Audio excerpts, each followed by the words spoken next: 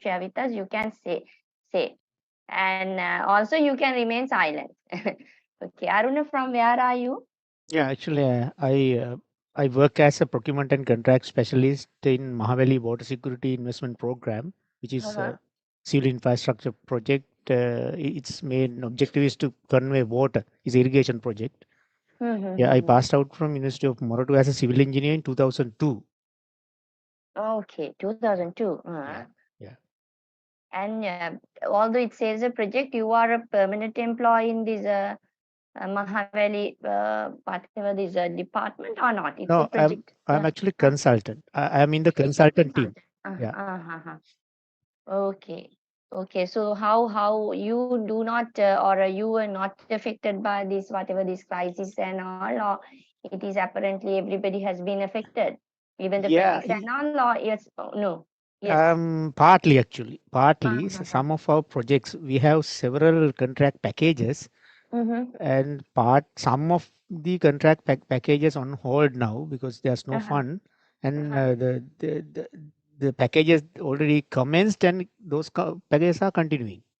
Okay. Yeah. So if the funds are available, those projects are continuing, whereas the funds are interrupted or not available, that those have y'all end up or those have been interrupted. Is that what you're saying? Yes, madam. Yeah. Okay. So your first degree is university from University of Morocco, Moroto, yes. civil engineering. Civil engineering. Yeah. Okay. So after that, you have not done any academic work, and this is the first time again that you're coming back to this MSc, or you have done several other things.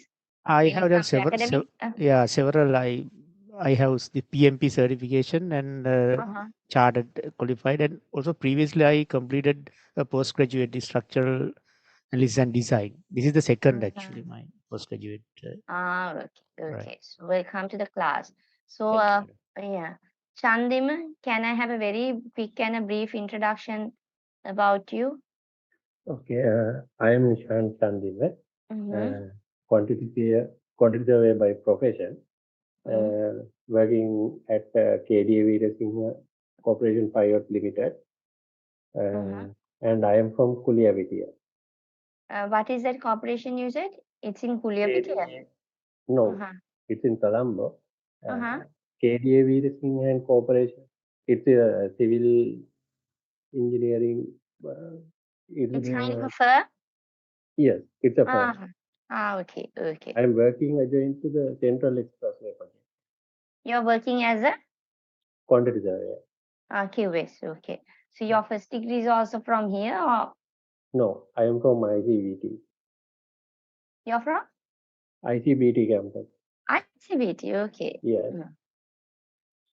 So, how many years of working in this particular firm, Chandini? I am 13 years of experience. Okay. Good. A senior QS. Mm. Okay, thank you. Now you are in Kuliyapiti or now you're in Colombo? No, I am at Kurunegala now. Ah, okay. So you're traveling from there?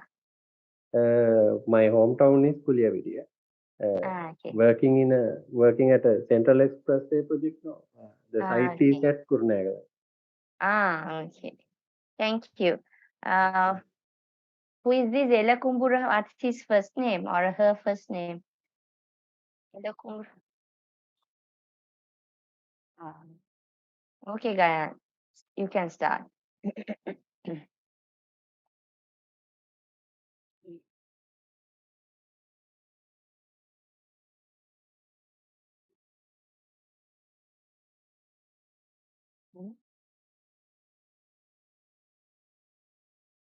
Okay. Have you ever met me or no? No. You have not done HND there or you have not done BSc there? Ah,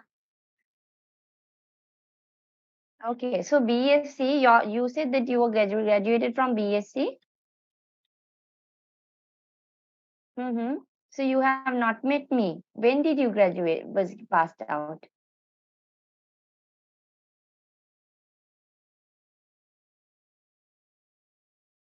That's okay. It's not a must that you have to meet me. But I wonder because except for 2 years that I've been working there, because for 2 years, of course, I was not here. So only for those 2 years, uh, maybe even yeah. Because I also, when it was initiated, I was maybe not first two badges. And even in the middle of two badges that I missed, and thereafter, I think I'm also working there more than 8, 9 years. Okay, that's okay. Now, of course, that you have met me today. So, okay, virtually. Diane, welcome to the class. And uh, De Silva, KDL. What's your first name? I'm Danushka, madam. Danushka Ah. Lakshan. Yes, Danishka. What's your first degree? From where are you? And Yeah. where do you work?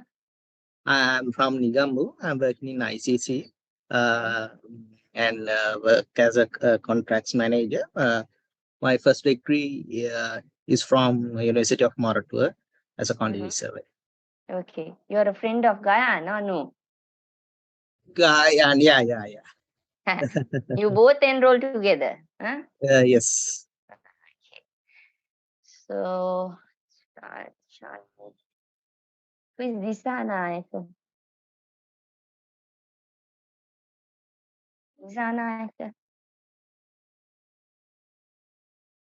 Disana, are you in the class? Okay. Fonseca. Yes, madam.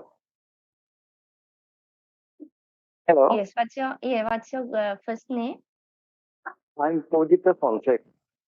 Okay. Pujita, where are you from? I'm from Panadura, madam. So Okay. currently working with Derana International as a senior content surveyor. Mm-hmm.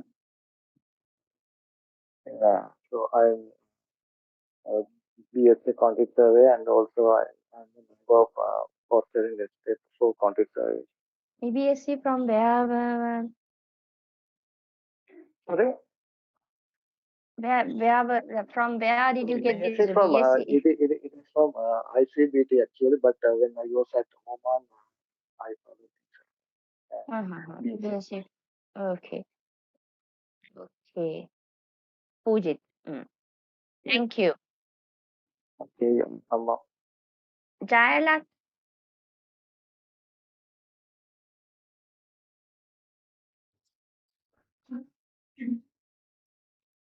Hello, madam. Jayala. Yes. I am Rangika Deepani. I am from Malawi. Currently, I am working Farm Hill Construction as a project quantity surveyor. I am a technical member of IQSSL. Okay. Thank you. Nice to hear. A lady or a girl, huh?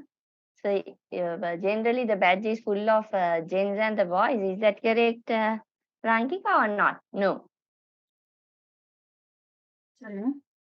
Generally, this badge is full of boys and the gents, or generally it's equal, 50-50.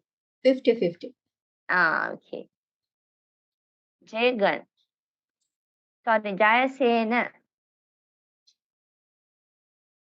Madam, I'm Sunet Jayasena. Sumed. Yeah. Sumed. Sunet. Sunet. Okay, I'm sorry. Sunet is Sunet. Go ahead. Working as a senior quantity survey in QSO Private Limited at Dehiwala. I passed out from University of Morocco and I'm a chartered quantity survey at the moment. Q survey is that professor's business. You're okay. Professor Vedic Yeah, okay. So now it's in Dehiwal? Yeah, Dehiwala. Even there, because you are operating even in Pitakote. Is that correct or not? No. Pitakote, there is outsource. Working only foreign jobs only. Okay. Thank you. Jagan. Yes, madam. I am Jehan. I pass out from University of Peradeniya. My profession is civil engineer. Currently working as a project manager for WKK Engineering for I-Road project in Jaffna. Which project? I-Road project. Oh, IROT project. Now you are in Jaffna. You born in Jaffna and you now work in Jaffna. Is that correct? or- Yes, yes, yes. Okay. Okay. Welcome to the class. Okay, thank you. Uh,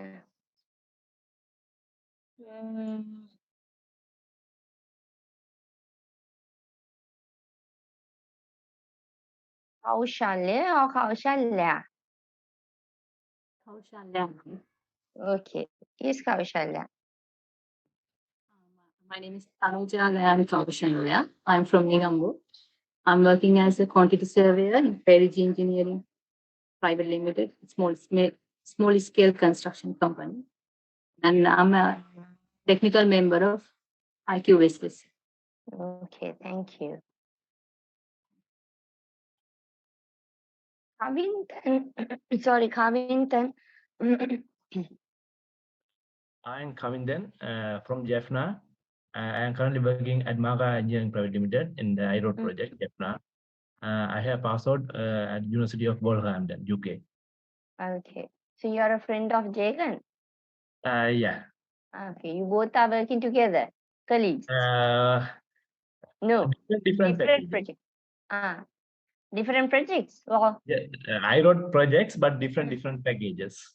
okay. Okay. Thank you. Okay. Kumari.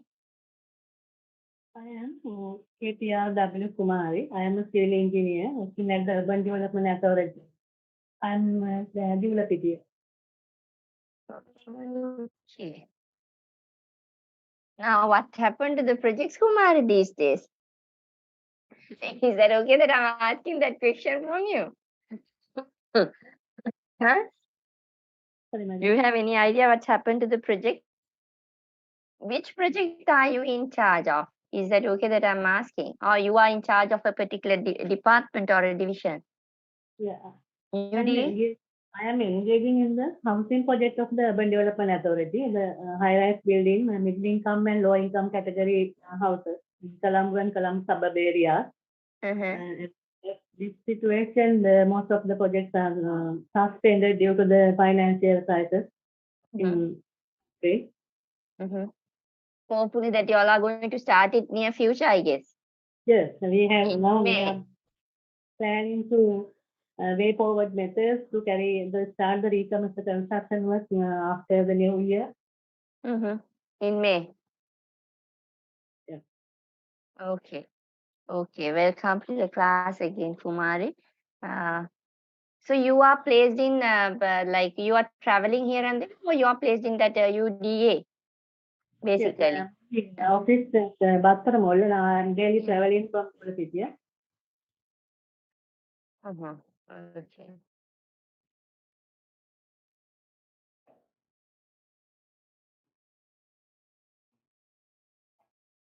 Are you known to Pavitra? Yes.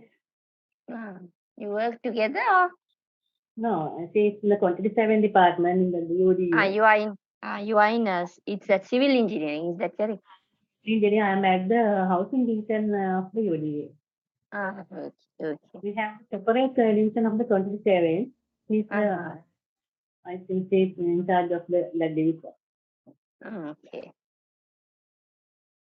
Okay, Kumari, thank you. Who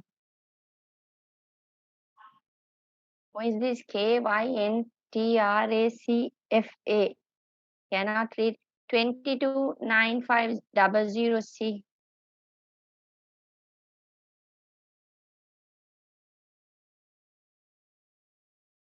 No. Madhumini.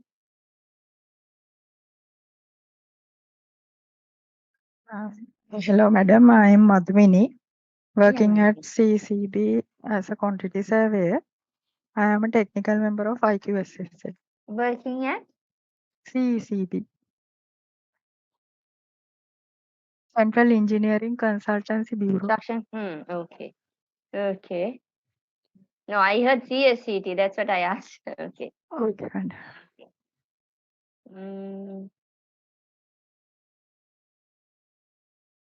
It's moving. Chamikara. Hi, madam. Good afternoon. Hello. Good afternoon. Yeah, good afternoon. Yes. Yeah, I'm Chamikara. I am working as a project quantity surveyor in Tudai Brothers in post contract division. And I am a quantity surveying graduate from University of Moratua, and I am from Gaul. Okay. Tudave Brothers.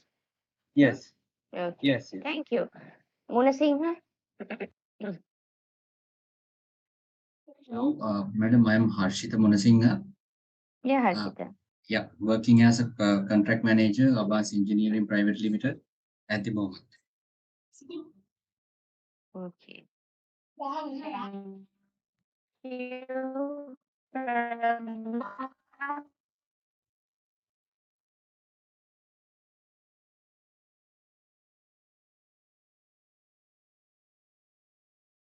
Prabhat Ranavira. Herrera, who is the ACNT? Young Hello, or Afternoon. yeah. Yes. What's your Good first name? afternoon, madam. Good afternoon. Yeah, I am Chirina Ferreira Yeah, Tirina. from Kaduvela. Currently, I am working in Dockyard General Engineering Services Private Limited as a quantity survey attached to tendering division. Okay. Thank you. Priyanka or Priyanka? Good afternoon, madam. Sorry. Yes, Priyanka. I'm Damit Priyanka. I'm working as a quantity surveyor in Honda Engineering. I'm working in a mixed development project in Colombo. I graduated from University of Moratua as a QS in 2018. 2018. Okay. Randima. Thank you, Priyanka. Good afternoon, madam. Yes. Good afternoon, madam. Good afternoon. My name is Sachi Randima. By profession, I'm a quantity surveyor, and I graduated from Sheffield Hallam University, which is conducted by ICBT. And I'm currently working in Skills College of Technology as a assistant program manager to the academic division. Yes, that's all about me. Yeah, IGBT. What's the granting university that you got this engineering degree or sorry QS degree, Randima? Sheffield Hallam University. Okay. So for that is metropolitan. That's what I am asked. Yeah, right. Yeah. We were the first batch at that time. Okay. So then it must be. When did you pass down? It was in 2012, I believe. Okay. Now you are currently working in an academic institute as an academic program manager, you said. Yes. So you are a lecturer from program manager or no? Both actually. Yeah. Sorry.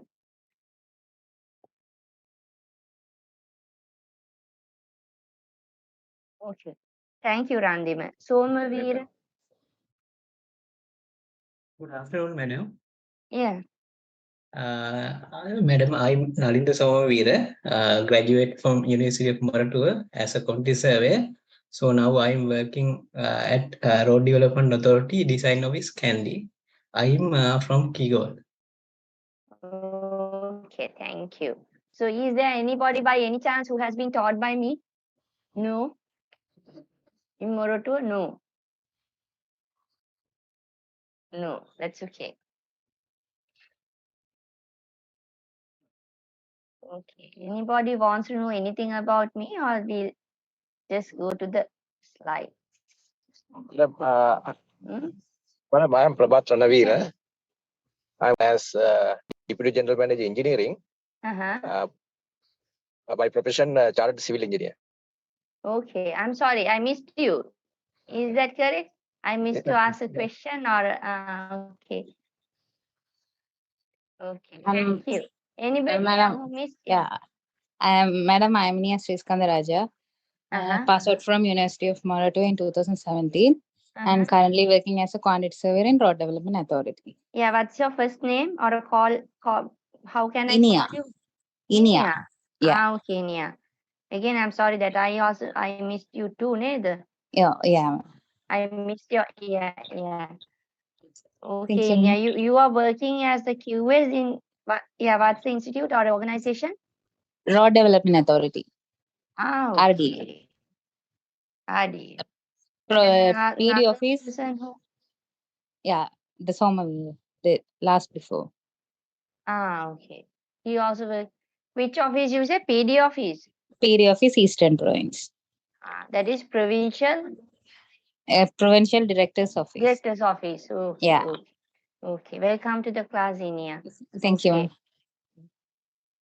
So this is me, of course. Anybody wants to know about me, or if you do not want, we can start the lesson. Yes, madam. Yes. Okay. So this is my name. Hello. Why it's not sharing? Is this screen sharing or it's not? No, we can see the screen, madam. The Sharing. second slide. Okay. Okay. This is my name. Sorry. Now it's first. No. Yes, now it's first. Yeah. Okay. So it will take some time. Don't worry about that. This is my name. I'm Buddhini Dharmavardhana, and I was graduated from Faculty of Law, University of Colombo, and my master's is from UK University. And other than that, I have several national diplomas, postgraduates, and also currently I'm also doing another MA, reading for another MA. And I've been teaching for students in postgraduate level and also in graduate level for more than 8 years. And currently, I work as a practitioner and practicing in courts again more than 14 years, and work with so many universities, private campuses, institutes on visiting basis, including this your university and also some other private universities. Yeah, including three overseas universities. Okay, that is me. So let's have you all. I believe that since you all have done QAs, even in Morutu, even in ICBT, you all have learned something with regard to laws. Is that correct? Because you all are postgraduate students. Is that correct? You all have learned law before, even in your graduates level, and also even irrespective of what institute that you have been passed out, you have learned law. No, for sure. Is that correct? You all have to answer. Yes. Yes, madam. Yes. Okay. So, have you all ever learned industrial law or a business law before coming to the class, or no? No? We learned contract law, property law, land law, those areas. Not business law. No. Not business law, industrial law, no. Okay. Contract law, land law, yes. Law of property, that of course even for the QAs in University of Moratuwa that you all have learned. So when it comes to business law, you all have not even touched with regard to these areas, I guess. Okay. So that's okay. So today's lesson is sale of goods. So sale of goods is before learning the law relating to sale of goods, now we are going to look at what is a sale of good transaction is. Okay.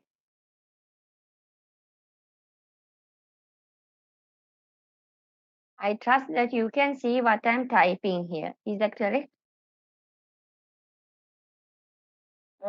Yes. Okay.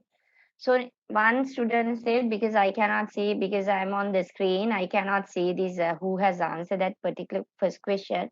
So, but you said that you have learned a contract.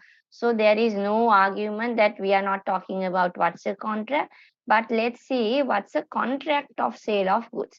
Anybody has any idea? Let's forget about the word contract. What is sale of goods?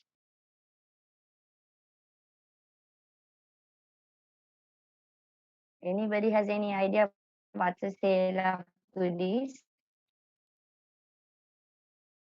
That's okay. Even it's not the most accurate answer, you can give it a try and see.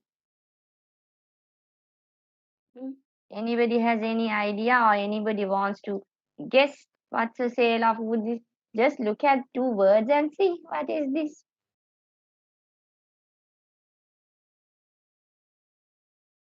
Providing any good against in consideration. Providing Any goods providing any goods. against money or consideration. Providing any goods in exchange of money or consideration. Very good. Anybody has any other guesses or anything? Anybody can add even to the answer that given by who is answering this question? Jayavira. Javir, okay. Thank you. Anybody wants to add anything to this particular definition? No? Okay. So this is partly correct. As he said, so in a sale of goods transaction or a contract of sale of goods generally happens between whom and who? If it is a sale of goods, what are the parties in this particular sale of goods contract? Guess. Seller and buyer. Very good. This is seller, this is buyer. Okay. So these are the two parties. So seller and a buyer has what? A contract.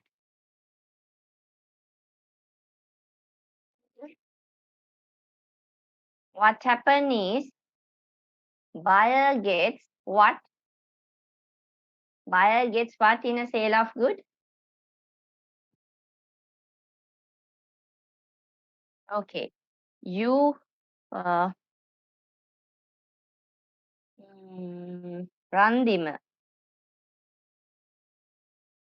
Randim is the one who said that who is working, graduated from ICBT. Is that correct? Yes, ma'am. No? Okay, Randim. Okay, you went to a shop, or let's say you are constructing your house. So you went to a hardware and bought 100 tiles. Okay. So Randim, what you get is what? Goods. Yeah, goods. Okay. Or 100 tiles. Is that correct? Yes. Yes. Okay. So what the seller gets? So you are a buyer. Yes. So the seller gets money. Okay. Seller gets money. Yes. Good. Andima, how do you decide how much the seller gets?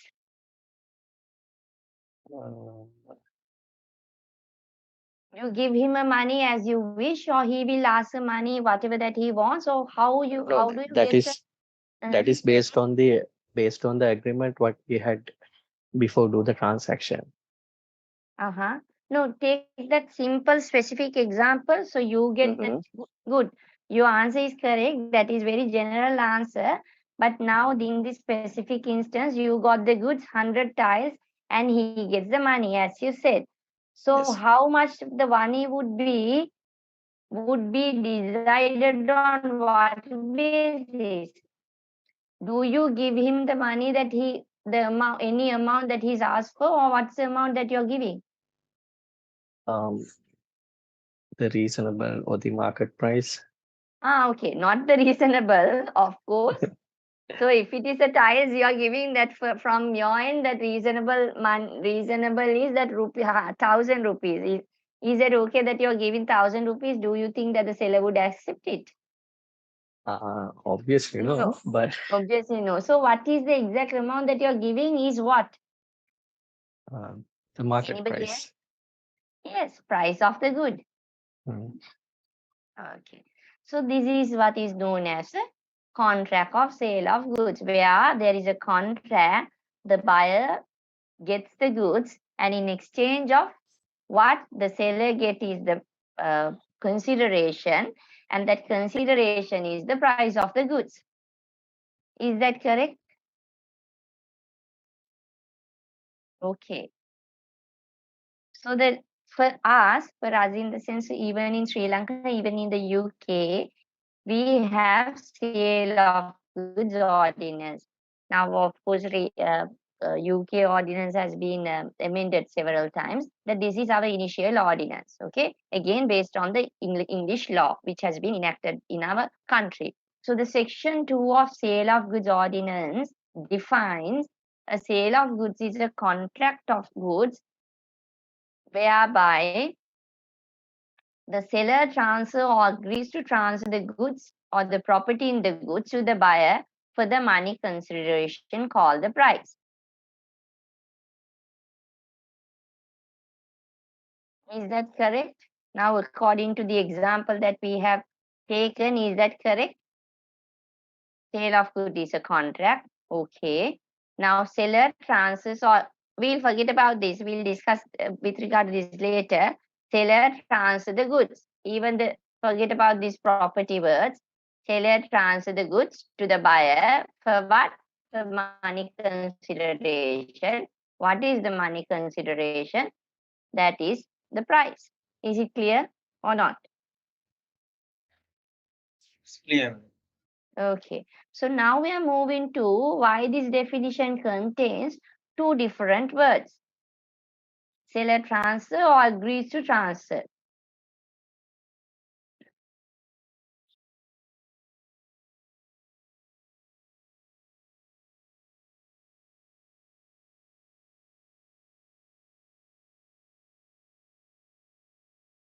Okay.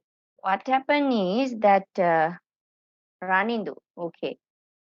Sorry, Randima, ne? Randima, the Randima, okay. So Randima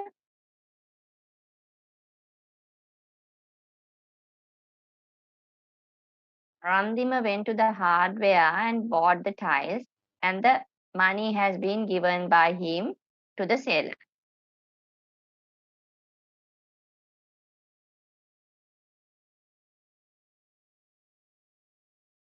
We call it that these two happens concurrently, meaning simultaneously. Randima gave the money, the seller gives the goods. Okay. So that is known as transfer the goods or transfers the property in the goods.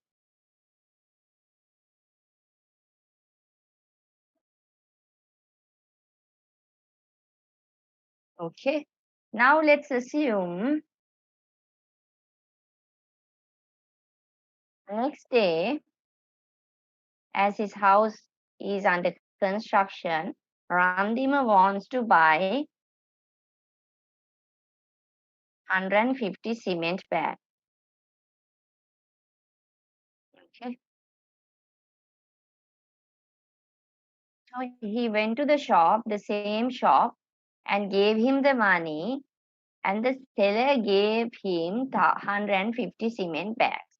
What happened is today, of course, he has went on a motorbike. Do you have a motorbike, Randima? No. Okay, let's assume that you went on a motorbike. And even you went or buy a car, I don't think that 150 cements bag you cannot put in the car.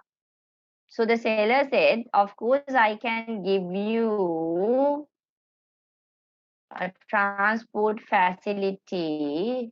I have a tractor or a lorry or whatever this transport mode of transport, but that lorry is not available now. Okay.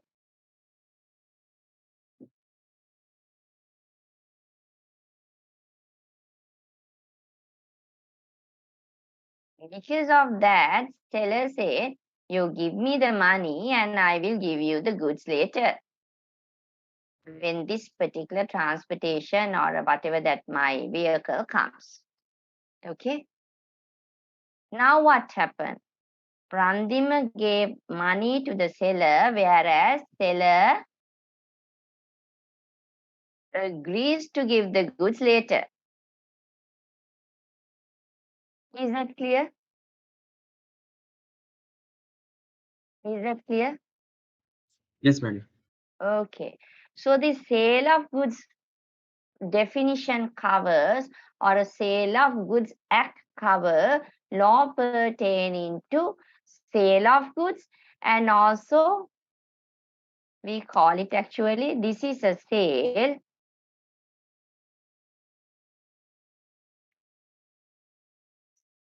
And here, of course, we call it agreement to sell. Okay.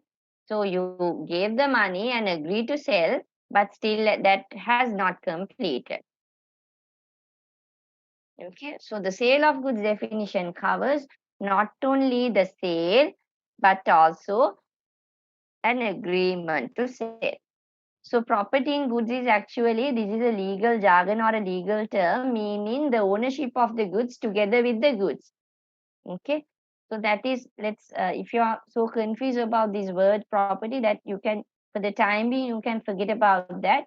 But the simple meaning of contract of sale of goods is, it includes sale that happens, the buyer gives the money and the goods concurrently, and buyer gives the money but get the goods later, which is known as agreement to sell, or a sale happens late.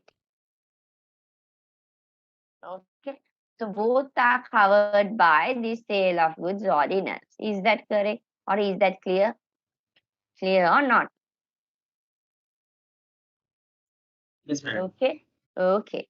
So now we are looking at again that what you have to remember is, one is that you all are in master class, and the other one is our time is very limited.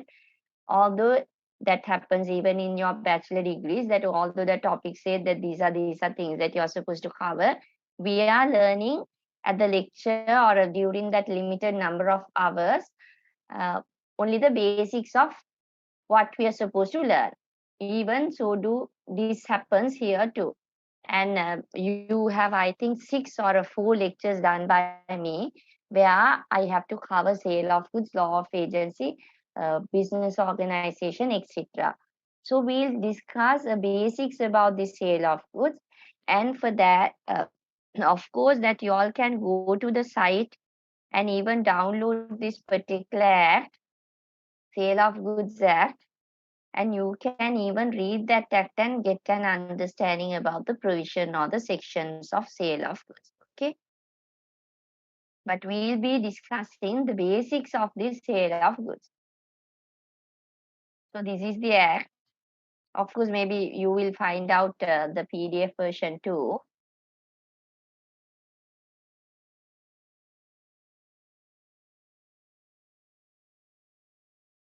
Sale and agreement to sell. Even the section, the side note of a section itself says that it is a sale and agreement to sell.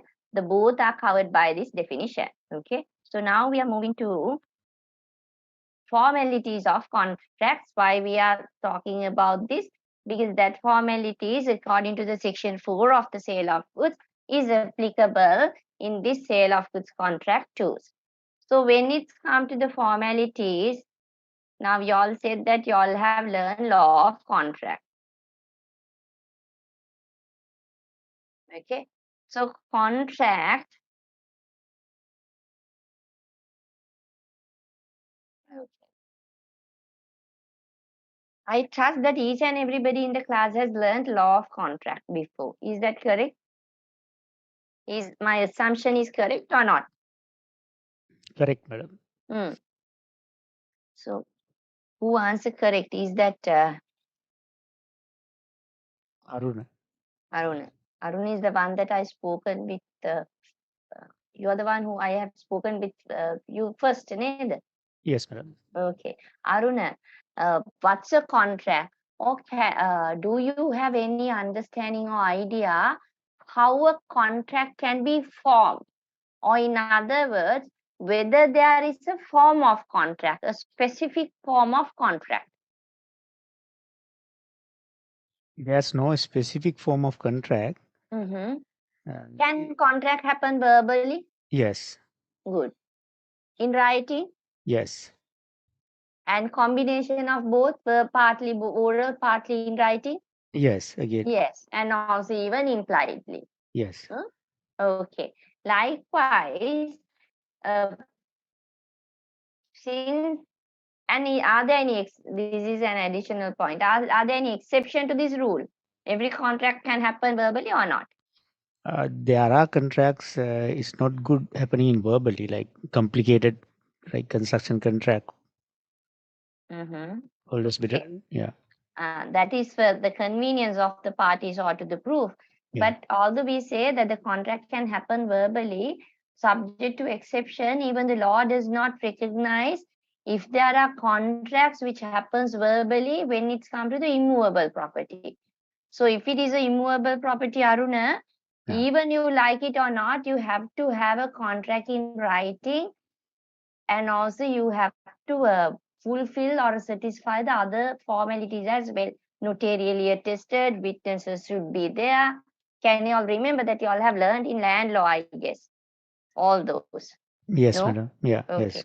So contract, but generally subject to, as I said, subject to exceptions, generally contract can happen in writing, verbally, or a combination of whatever the form that you want to have it. So likewise, even the section 4 of the sale of goods ordinance say it can be in writing, by word of mouth, meaning verbally, partly in writing or a partly word of mouth, and maybe even implied. Okay. As we discussed, this definition covers, or this act covers, both transferring the property or a sale or an agreement to sell.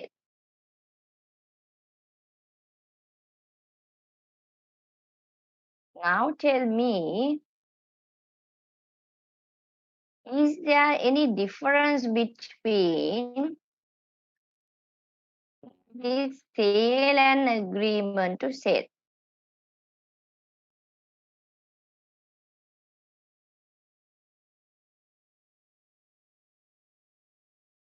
Difference between sale and agreement to sell.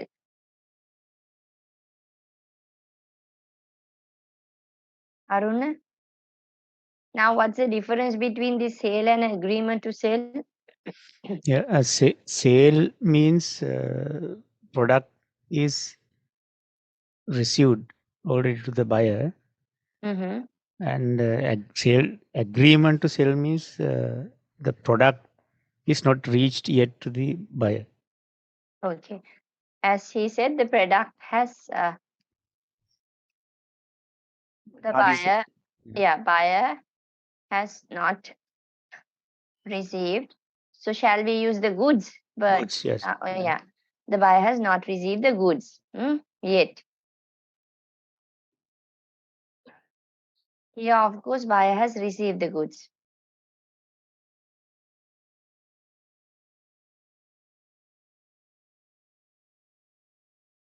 Okay. Now, if this difference happens, is there any other, or is there any effect of this?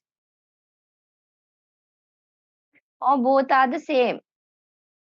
Obvious that you have not received the goods and you have received the goods later, or the one or in sale that you receive the goods. Is there any effect, or is there any difference between the effect of sale of goods and the agreement to sell, or if there is any effect of sale and agreement to sell? Yes, there's effect. What is that effect? In the event of change the agreement, Mm-hmm. Then if there's any, I mean, it's a kind of breach the agreement. There'll be a legal issue between the parties. Aruna, I didn't get, Aruna, what you said. That's okay. The answer in the question is more important than you are giving the accurate answer. Okay. So what is that, Aruna? I didn't get what you're saying. So even in the sale, you said that only in the agreement to sell that there can be breaches. Is that what you're saying? Yeah, agreement to sell means the parties' contemplation, and there may be like further disagreement in future. I mean, can be changed the initial agreement. So then that it is different from the sale. Example. Now the seller agrees with the buyer to sell, say, some number of cement bags, and the price and everything has been agreed. But after some time, seller might tell that he demand exceeded, I mean, more rate, more price. So in that situation, it's a kind of difference what originally agreed.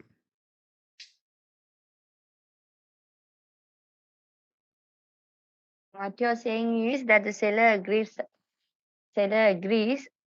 to give some cement back on a particular price, and thereafter he said that my price is not the agreed price. Now I want more price. Okay. Yeah. So you said that's a breach. Yeah, it depends on Okay. that. Yeah. But breach even can happen. So that is a one example of breach.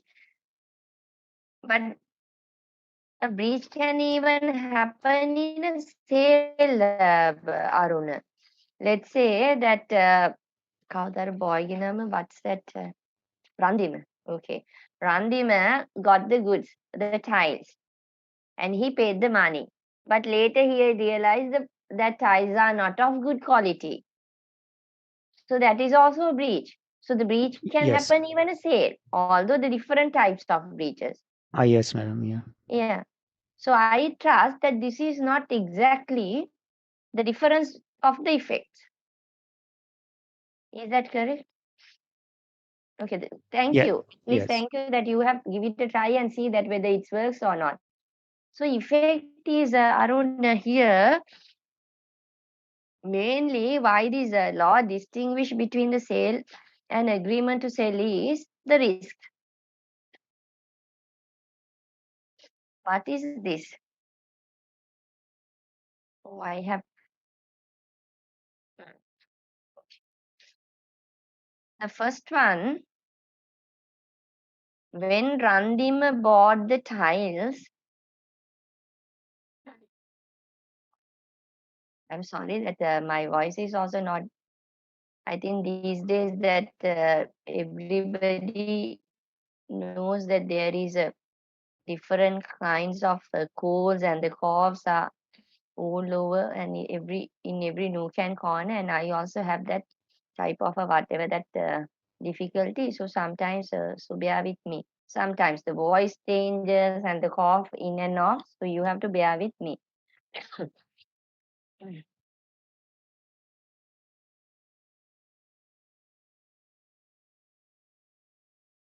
Okay. When the tiles example, he got the tiles. When Randima got the tiles, and once he load or once he let's say when he travel with these tiles and he knocked by whatever, let's say in a stone on the road or because of something, a few tiles were broken. Okay. Now, who takes the risk of these broken tiles, or do you think that the seller will compensate or give you an additional tiles if you or from your act the tile has been broken?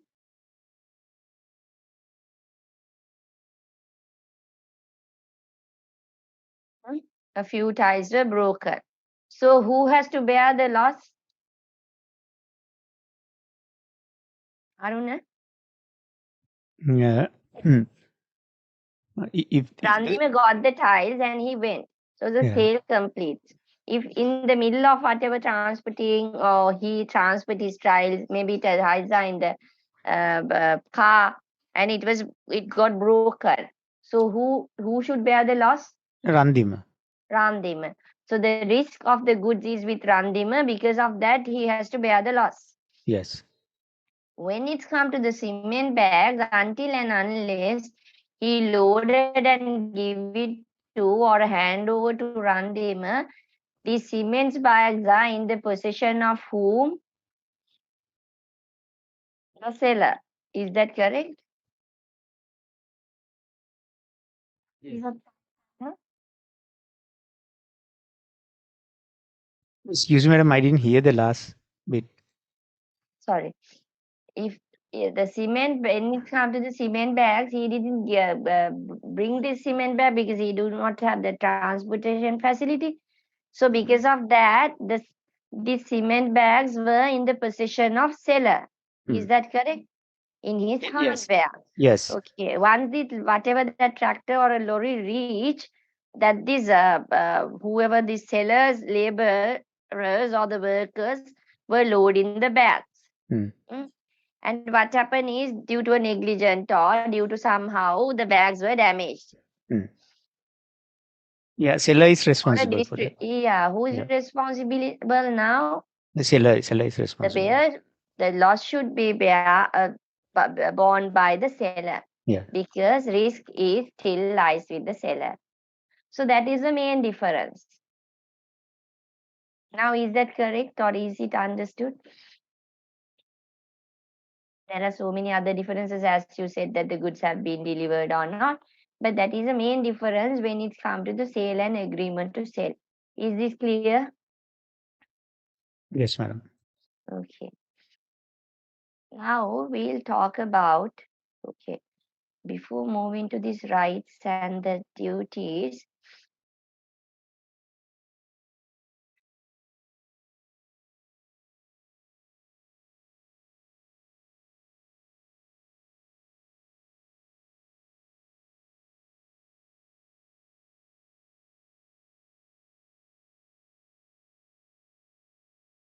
okay.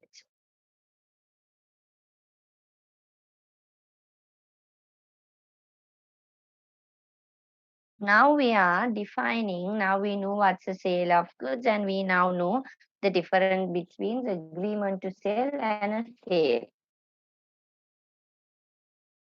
Now we are defining what's a good is. According to the section 59(1) of the Sale of Goods Act, it talks about the interpretation of the goods. So it says the goods include all movable except money. The term includes growing crops and things attached to or forming part of the land, which are agreed to be severed before sale or under the contract of sale. Okay, let's forget about for the time being the last part. When it comes to goods, the act itself says, or the ordinance itself says, the goods includes all movables, but except what? Money. So if it is a good, it should be movable, but except for money. Is it clear?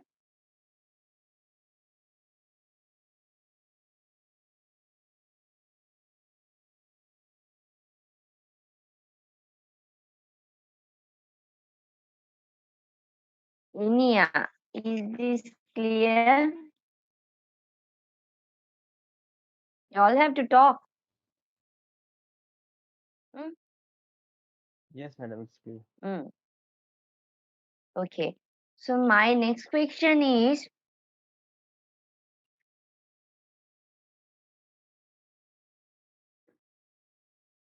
although we call that goods include all movable except money, there are certain instances that the money itself become a good. Actually, only one instance. We said, or the interpretation states that goods are movable except money. But there is a one instance, the good itself, or a money itself become a good.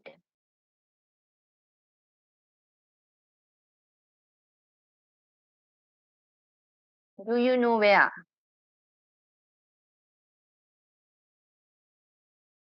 දැන් අපි කියවනේ චංචල මුදල් නොවන සියලු චංචල දේපල බාණ්ඩලු. හැබැයි මුදල භාණ්ඩයක් වෙන අවස්ථාවක් තියෙනවා. There is an instance where people buy money by giving money. What's that instance? Foreign exchange? That is the common answer I get. No, not the foreign exchange. Of course, exchange that you exchange the money a different, what do you call, a different type of a money in exchange of another money. Not that you are giving money and buying a money. Here, of course, goods, money become a good where you buy that particular good or a money as a good. Western Union transfers. No, that of course people do it as a hobby, even. And it can be a lucrative business too, but there are some people who do it as a hobby. Share market. No. No? You're doing it. You're dealing with the share market as a hobby. That can be, yeah, but not you and me. There can be people. Okay. Interesting. No. Here, of course, let's say even in Sri Lanka, we have some coins with that queen's or a king's emblem. So there are people who buy money or buy currency. What is that? By giving huge amount, not for the face value. Maybe a cent you are buying, giving 1,000 and lakhs. What is that? Antique money, madam. Yes, commemorative coins or a money that, as you say, the lay language, antiques. Okay, when it's come to something like a commemorative coins or antiques or cash and coins, that of course the only one instance that you give money and buy money or a cash as a good. Here, of course, money become a good. But other than that, generally money is not considered as a good. Okay, understood?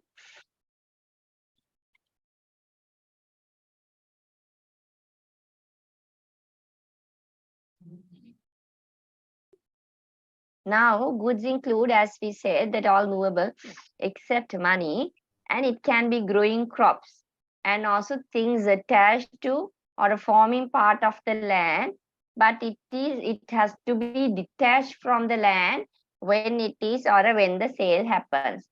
So, based on that, there are certain categories of goods or types of goods. Again, we are not going into the details of these existing, future, uncertain goods. And there are some other types of goods also which we can see in several analyses. But to get an understanding of these different types, we'll have few examples. For instance, if a good, section 6, let's look at the section 6.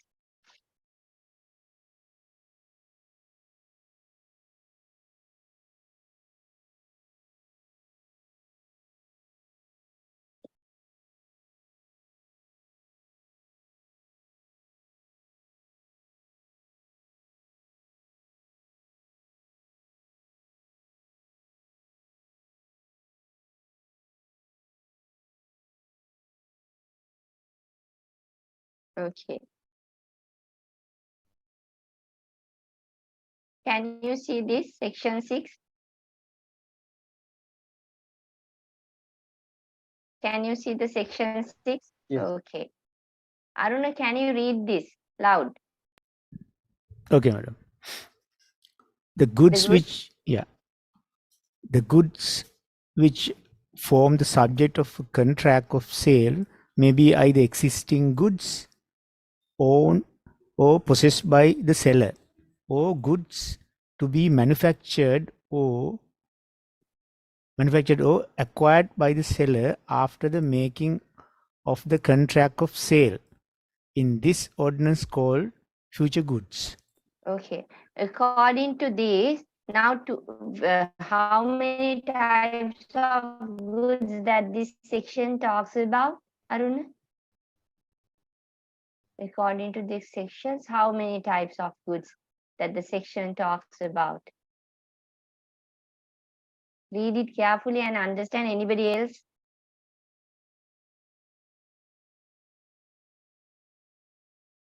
Two types. Okay, what are these two types? Who is answering this question? I'm Chamika, madam. Chamika, what are these two types, Chamika? Goods that are already existing or goods to be manufactured or acquired.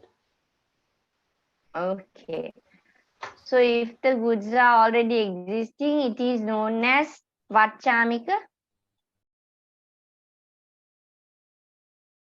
It is known as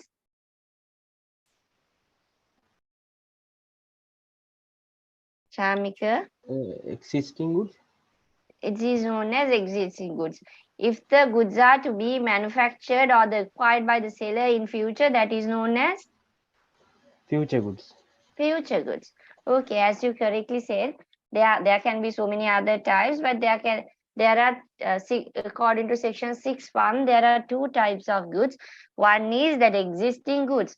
So the first example, Ramdima went to the hardware and he bought tiles, which is an existing good. Okay, and let's say he went to the store, or he went to a manufacturing company which manufactures the tiles, and he placed the order, giving the specification that I need that type of a tiles, 1,000 tiles, still which has not been manufactured. So he agreed upon a future goods. Is it clear?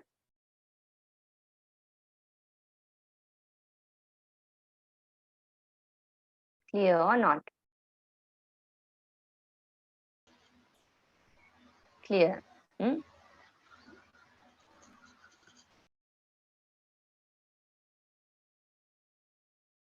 So likewise, Madam, yes, excuse me, madam. yes, yeah, What does that mean? Acquired by seller in the future goods.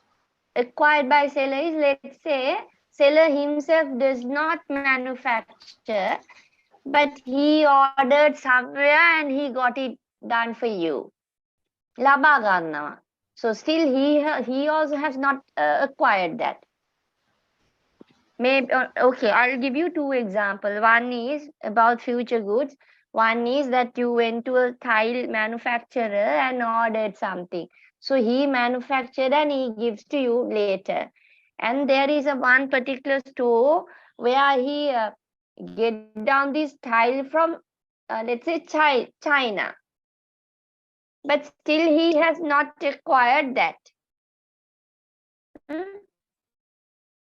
So if he acquires only that, you get that tile in near future.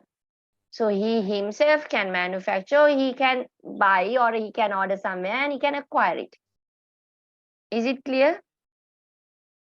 Yeah, yes, madam. So in that previous Yeah. example with Randima, Yeah. cement bag example, in that case, the cement bags are existing goods, right? Yes, because he Okay. already know the good and this is his good and he got it. Okay. Okay.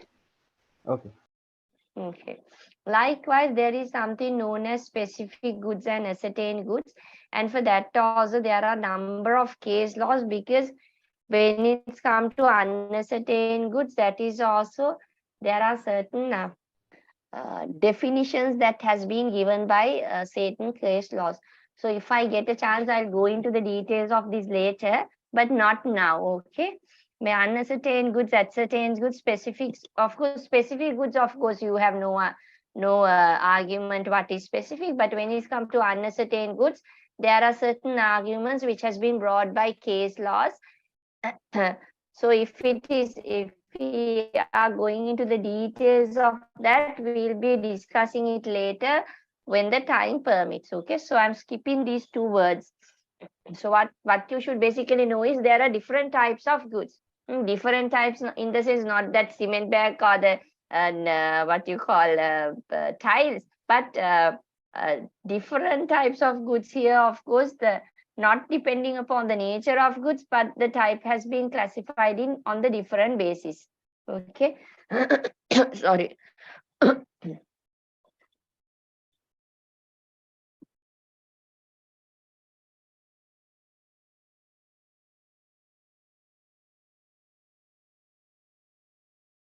Okay, so generally the price of the goods is generally, of course, in this modern world, unlike in ancient time, the price of the goods in generally fixed.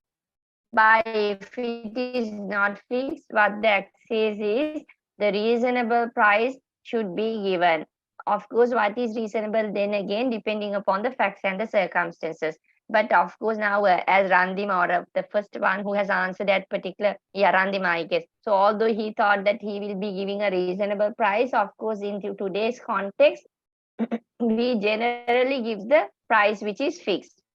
But it happens only if the price is not fixed. Okay, so this is hardly ever happen, because generally we come to an agreement with the price of the goods. That is the most important thing.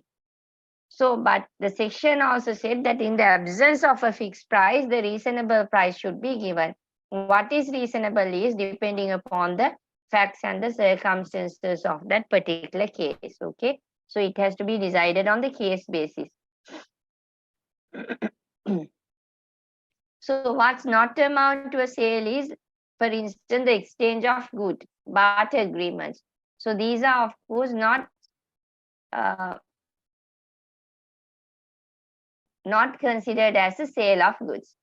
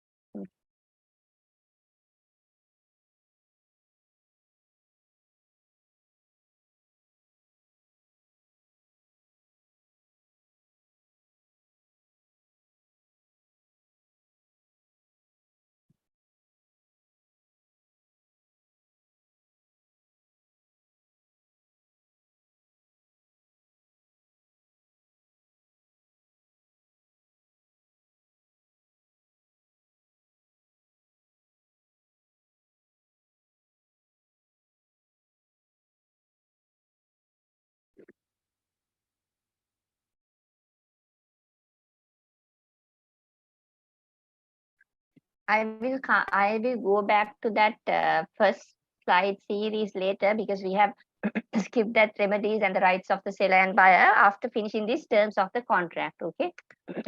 Sorry. So when it's come to the terms of the contract, as you all have learned law of contract, can you all remember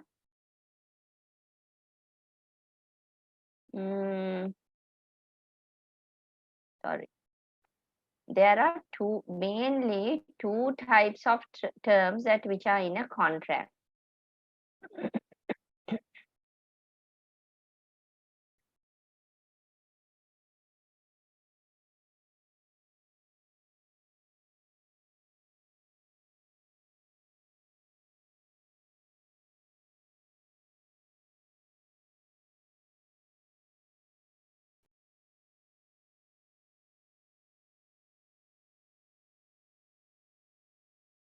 What are these two terms?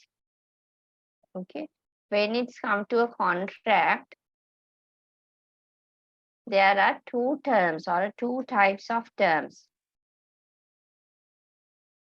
Anybody has any idea what is these two types, or what are these two types are? The express terms and implied terms. Very good. Who is answering this? Chamikara. Chamika. Chamikara, madam. Chamikara, sorry.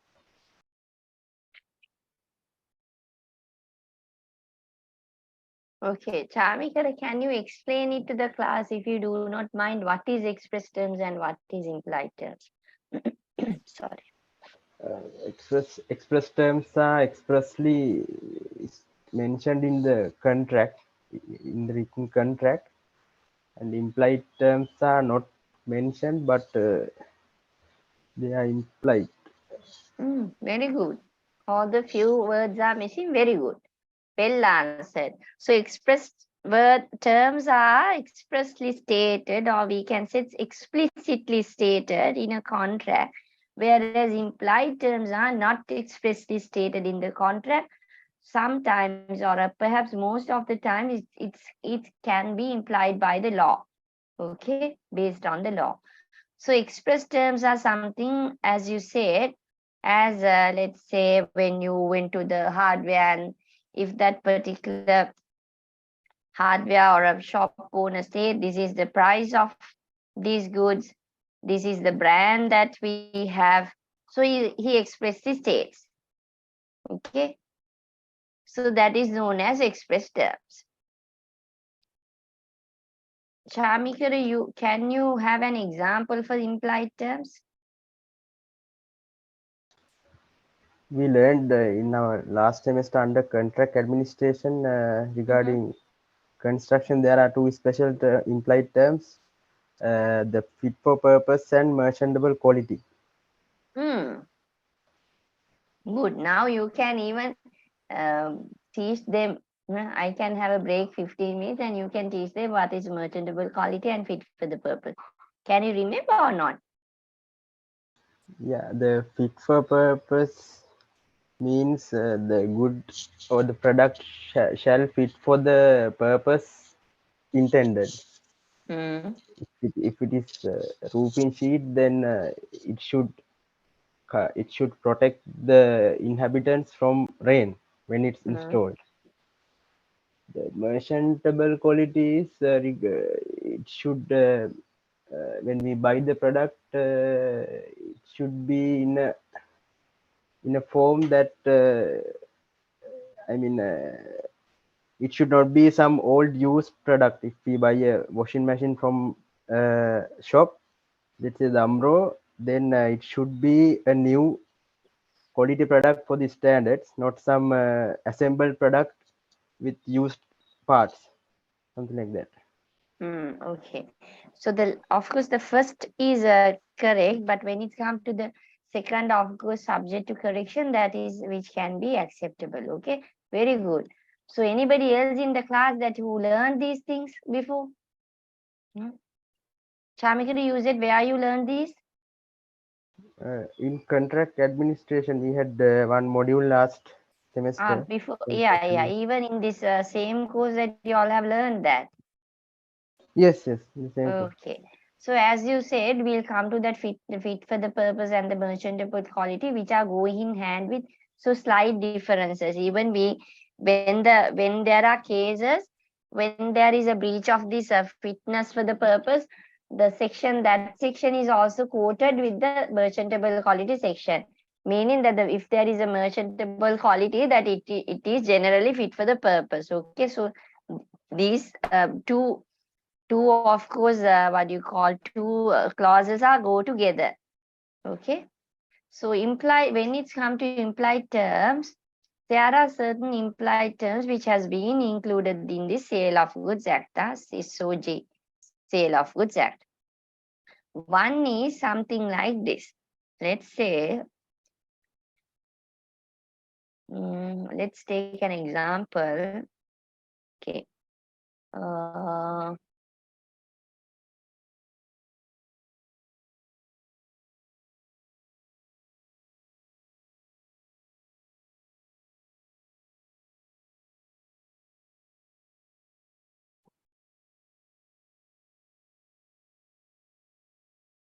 ABC Private Limited is a private limited which sells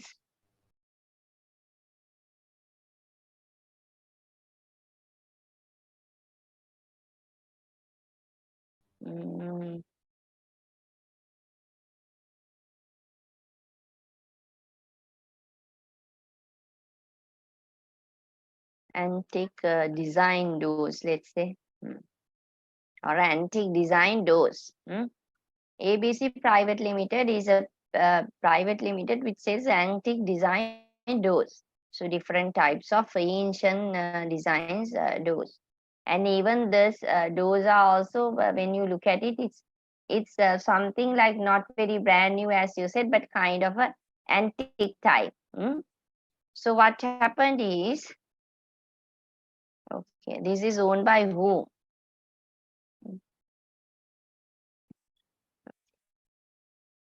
So I am, and who? There is another director. Let's say that it is ABT partnership or ABC firm, ABC construction firm or whatever. So there can be a partner. Aruna and me are the partner of this ABC firm. Okay. So what happened is, one day Chamikara come to us and bought these antique design doors. 15 doors for his newly built house because it has a different theme. So it has painted in this grey color because he also wanted this antique type of a wallout type of a house. So he bought some 15 doors from us.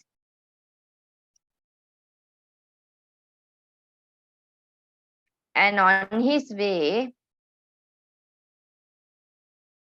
he met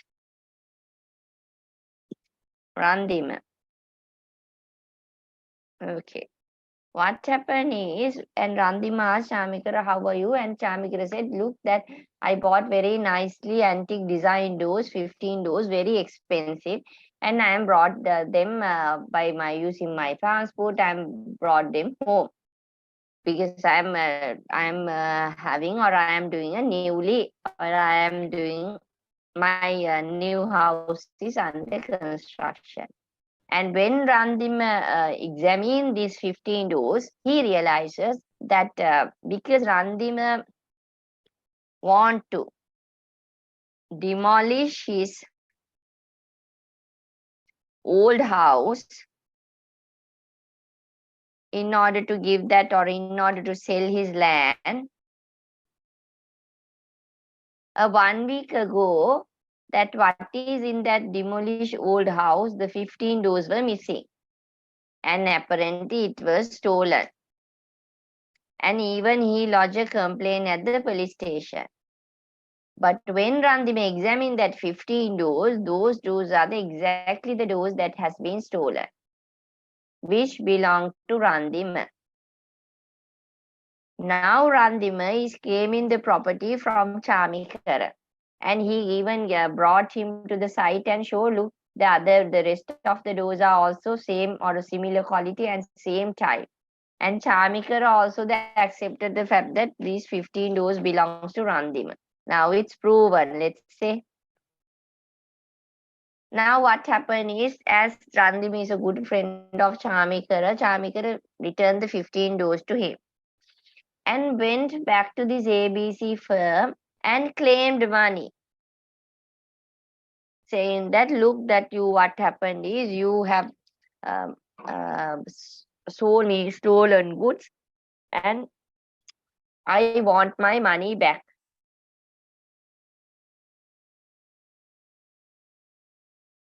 And what happened is that the Chamikara and the firm has an agreement. That agreement says the price of the goods, maybe that agreement says the number of the goods, and both signed.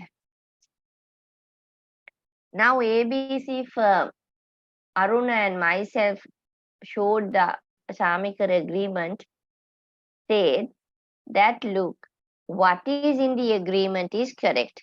We have given the right quantity and the quality or the specification that you ask is here, and this is 15 goods, and also the price that we claimed or gave is correct. So there is no breach of terms in the contract. Can we say like this?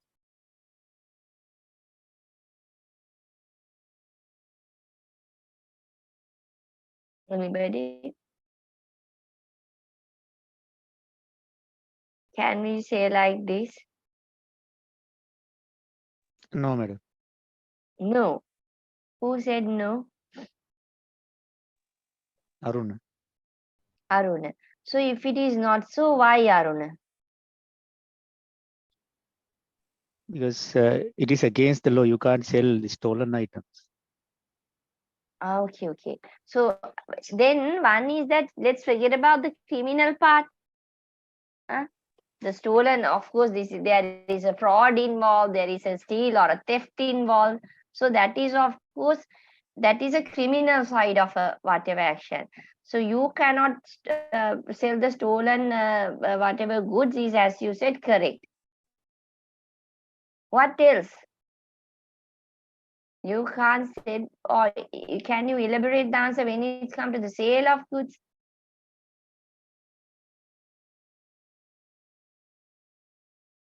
As you said, now have you all ever bought anything in last week? Even a packet of sugar, a pencil or a pencil box or a laptop or a mobile? Yesterday or the day before yesterday? Or even the last week? Aruna? No, madam. No. You have not bought anything for the last week? Both. Obviously that I know for sure that you have even bought a toffee or a chocolate or anything. No. Yeah, bought a chocolate. Bought a chocolate yesterday. Okay. Okay. So you bought a chocolate from a store, and did you ask the storekeeper whether that chocolate was bought by himself, or whether it has been manufactured by you, or whether it is your property that you are selling to me? Did you ask that from the storekeeper or the shop owner? No. No. Why is that? Because I'm confident that it is. You are confident that It is generally, it cannot be happen like that. Yeah, you are confident, or you assumed. Maybe that store owner is not, or a shop manager is not known to you. We assume when you go to a shop, we assume that what he is selling is his. Is that correct? Yes. Yeah, so the law is also assume what you are selling, that you have to title or a proper ownership to that property.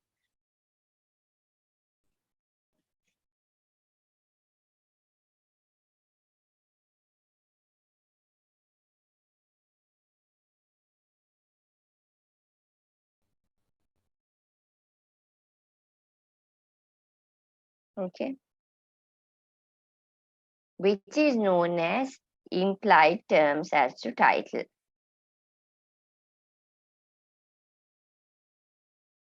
Even in the absence of a provision, generally we do not include in this particular whatever this agreement that what I am selling is mine, or I am the true owner of this property, unless it's a immovable property like a land. We generally do not write that. But if it is manufactured by your company, that maybe it has been included. But other than that, you even verbally or in writing does not all the time specifically says the product that you're selling is yours. But the law implies if you are selling a product, that you have the title to that product. In other words, you are the proper owner of the product.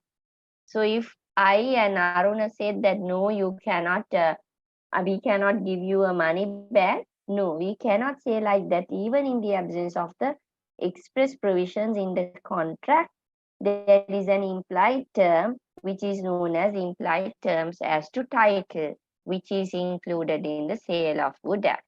Okay, so let's look at that term. So that is known as, this is the Latin term we use, nemo dat quod non habet. If the seller has no title or his title is defective, the buyer will not get the ownership.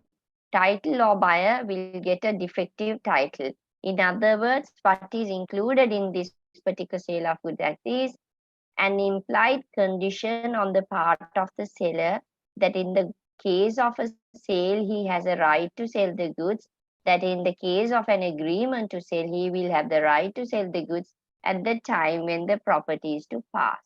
In other words, if you are selling a property or if you are buying a property from a seller, it is implied by the law, more specifically by the Sale of Goods Act, that the seller has title to that property. Is it clear? Is this clear? Yes, madam. Okay. Only you are in the class, or are there any students in this class? Let's see. You all had your lunch? No. Yes. Or you share new slide, we can see last reference slide. No, I'm not sharing the slide. Of course, I stopped sharing the slide. Okay. No, I stopped sharing the slide and come back to the class to see whether who are in the class. Because I only heard Aruna's voice, Tamikura's voice, and some Randima's voice.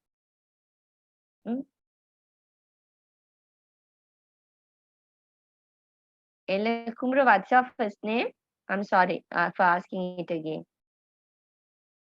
Gayana, you are in the class, I guess, now. Good. So, Gayani, did you understand what we have so far discussed?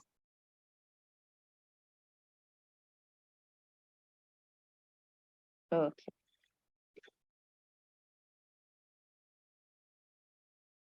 The lady or a girl who blogged or who worked in UDA, are you in the class? Did you understand what we have so far discussed? Yes, madam. Okay. So you all had your lunch? No. Yes. Madam. Yes.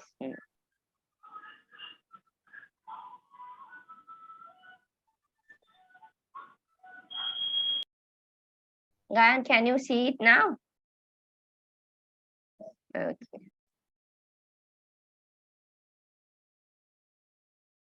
There is another. Okay. So Roland versus Diwali is a case where the one particular. So you all go through this case and see what happened. This is regarding a sale of a stolen car. Okay. There are few parties involved in that particular sale. So if you not actually, if you can, so you go and see whether you can find this Roland versus Diwali case. That is of course a landmark case when it's come to the title of the goods. Then we are moving to another implied terms which is known as sale by description. Gayan, can you read this slide, this section where there is a contract?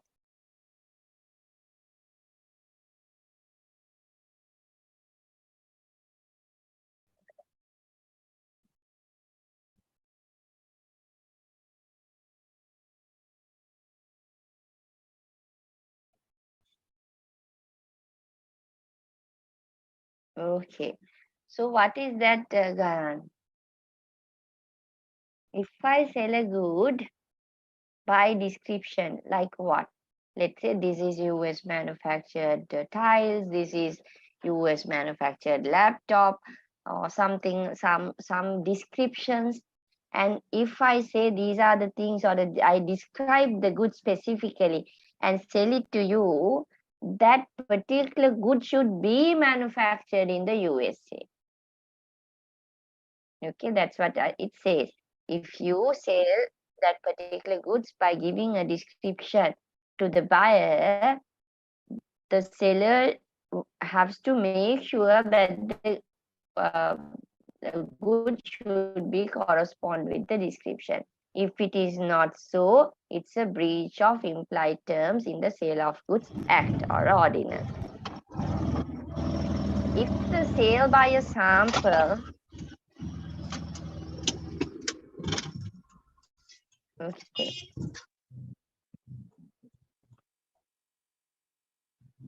Give me 1 second.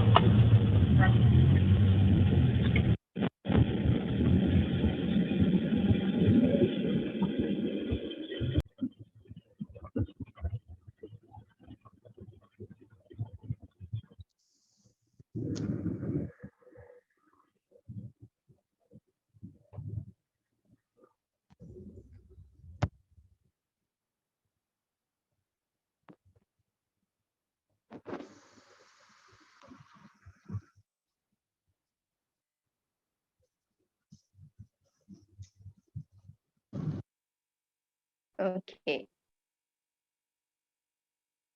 Tamigiri, can you read this? Section 60, sale by sample. Madam, you called me? Yes. Okay. A contract of sale is a contract for sale by sample where there is a term in the contract express or implied to that effect. In the case of a contract for sale by sample, there is an implied condition that the bulk shall correspond with the sample in quality. Okay. So we'll stop here. So you have any idea what is this? Of course, I missed that particular slide, I guess. So when it's come to the section 16, what is that?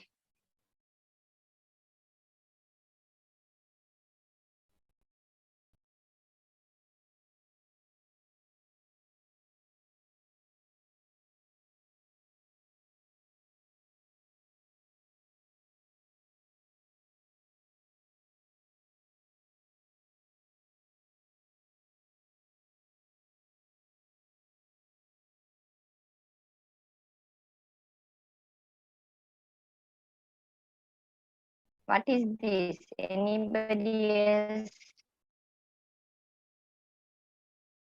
Section 16, sale by sample.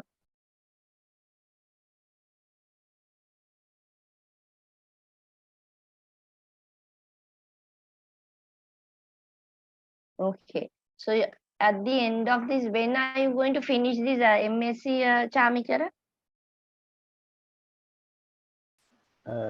We have another year, madam, after this semester. Another Also, I year? guess. Okay. This is It the is a third 2 year. semester of first year. First year, okay. Yeah. Okay. Now what happened is, now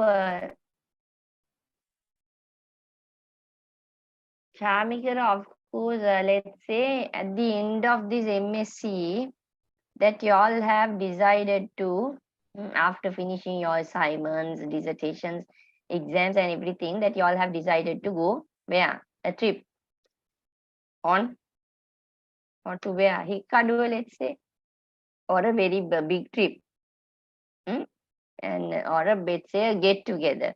So what happened is that you have decided and suggested that we have a certain type of t-shirts for the girls and the boys and the gents and the ladies. Okay. So these are the, so Chamikara is the one who is organizing this MSc whatever get together, and the other students are supposed to wear the t-shirts. Okay. So Chamikara went to a store which is in Peta. Sorry.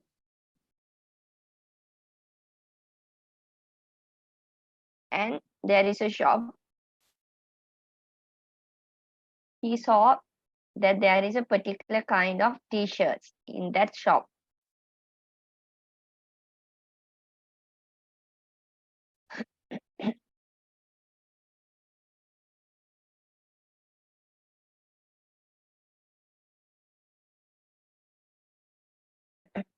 Ordered by looking at examining the sample,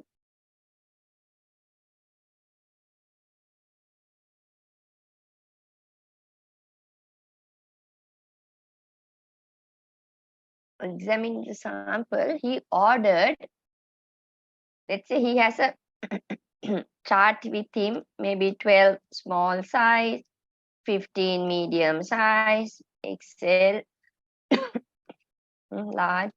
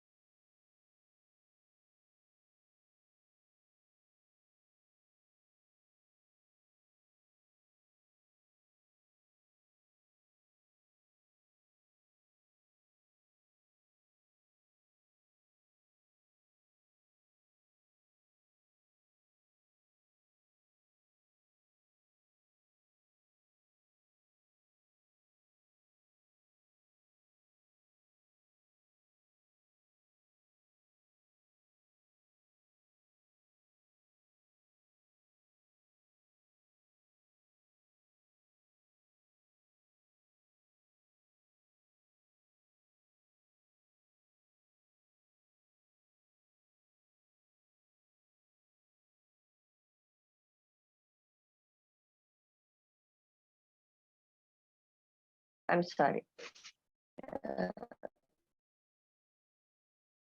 This is a sample. So he's satisfied, Shamikar is satisfied with the sample, and he ordered maybe, you said 65 students or the 80 students? So 80 students.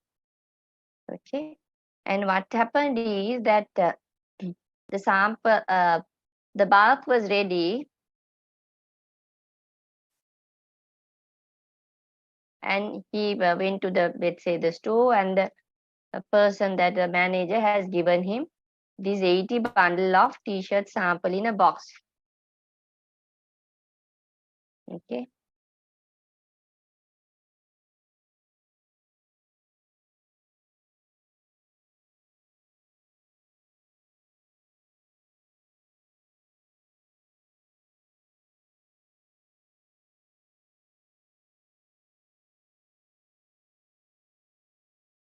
So that box contains the sample.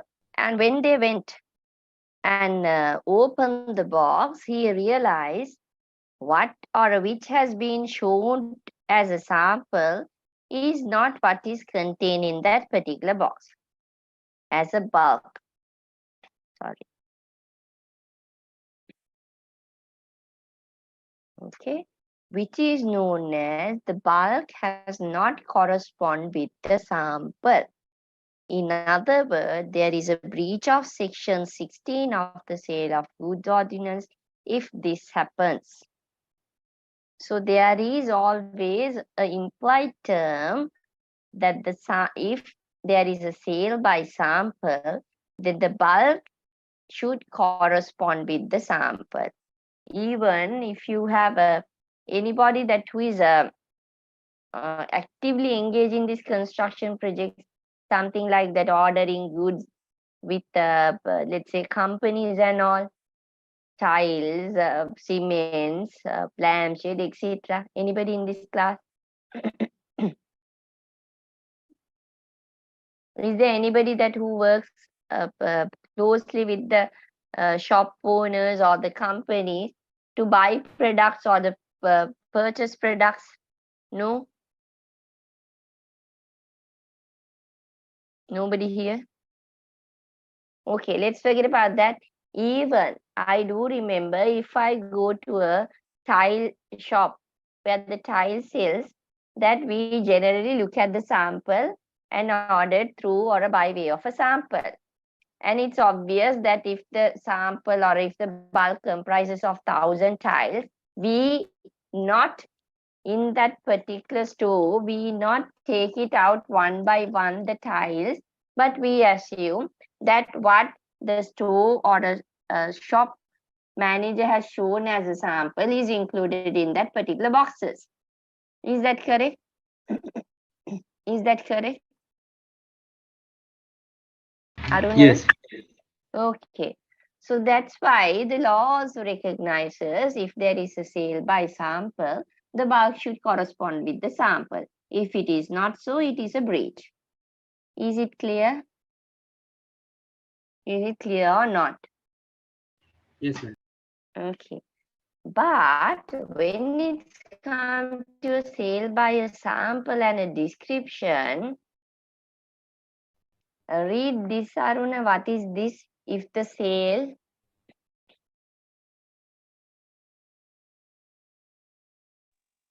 if the sale be by sample as well as by description, it is not sufficient that the bulk of goods corresponds with the sample if the goods do not also correspond with the description. Anybody? Aruna, can you explain what is in this or what is meant by this to the class? Now taking that t-shirt example or a tile example. Or anybody else in the class, can you explain it to the class? What is this?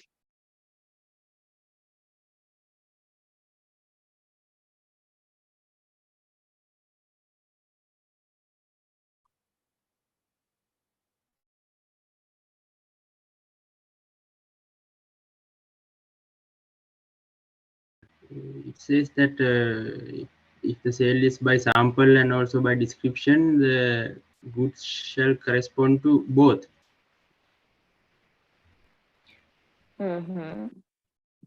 Example, as For you said, example, yeah. Let's say, as I said, that this is USA manufactured whatever product or a tile, and you gave me the sample. And the sample, of course, when I brought the bulk, I realized that the sample the shop manager has showed to me and the bulk is, or it's tally, or it's correspond. But I all of a sudden realized that this is not the US manufactured, but this is a Chinese tile, or somewhere else. This has been manufactured somewhere else. So it does not correspond with the description. So it is again a breach of sale of goods, this implied term. Now is it clear?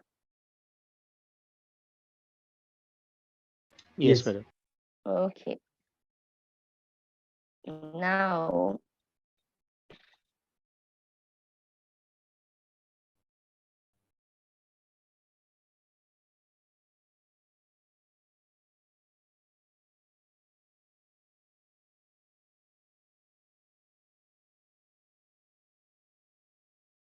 this is what happened in this particular case, nickel versus God. Nickel agrees to sell some oil which is described as foreign refined rape oil to gods. Gods is the one. Made from the skin of grapes. Nickel delivered oil equal to the quality of the samples, yet it was not foreign refined rape oil. It was held that the buyer could refuse to accept the oil because there is a breach from the part of the seller. Okay. Buyer expressly or by implication makes known to the seller the particular purpose for which the goods are required, or buyer relies on the seller's skills or judgment in the course of the seller's business, the good shall be reasonably fit for such purpose. So as you said that the who gave that roofing sheet example? it could be me, madam. Yeah. What's this me's name? Chamikara. Chamikara, I'm sorry. Chamikara. So as you said that, let's say I bought tiles from somebody, and let's say one shop, and when I fix it, and or a tiler fix it, the second day when I walk on the tile with a high heel, that every tile, once I walk, the every tile cracked. So if it happen, it is obviously not fit for the purpose. So tile they are to fix on the floor, and if it lies on the floor, that it is obvious that the people walk on the floor. So if it breaks, if the people walk on the floor, that it is not fit for the purpose.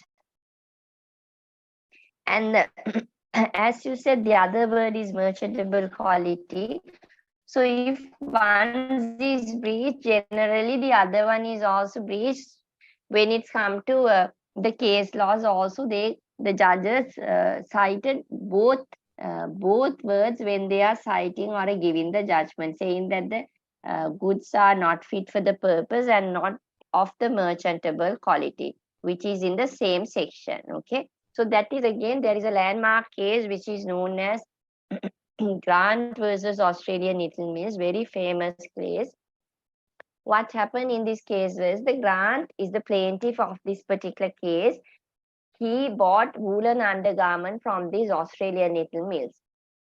What happened is that the garment contained excess sulfide, and this Grant or the plaintiff wore this particular undergarment. He contracted with dermatitis. Dermatitis is something, he has itchy effects on his skin, and then develop a skin disease. So the court held there was a breach of implied condition, that the garment were not fit for the purpose, and also the court held that it is implied condition.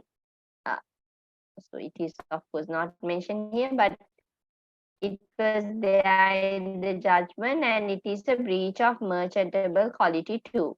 So it is not fit for the purpose, and even not fit to sell that product. or it is not of a merchantable quality. Why? Because of excess sulfite, you cannot wear that particular good, or in this particular case, the woolen undergarment. When you wear this, there is an itchy effect. So the undergarments or any garment are bought in order to wear it. If a person or a buyer cannot wear that garment, that is not obviously, that is not fit for the purpose that the buyer is buying. Sorry. Likewise, there are so many other cases with regard to this merchantable quality and also the fitness for the purpose.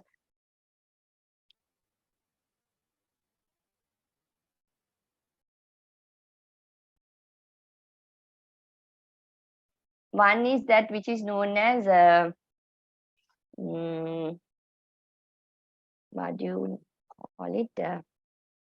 Priest versus last. Okay. What happened in the priest versus last is that a particular plaintiff bought a hot water bottle from a shop and he gave it to his wife, and the wife put hot water into the bottle.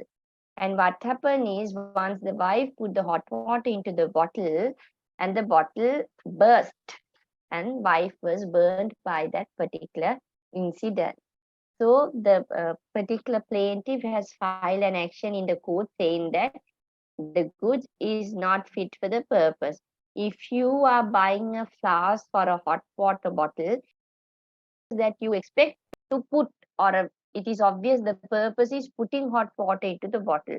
If you are putting hot water into the bottle and the bottle bursts, that is obvious that indeed that it does not fit for the purpose that you are buying it. Likewise, there is another case which is known as a Godley versus Perry. Again, it's a famous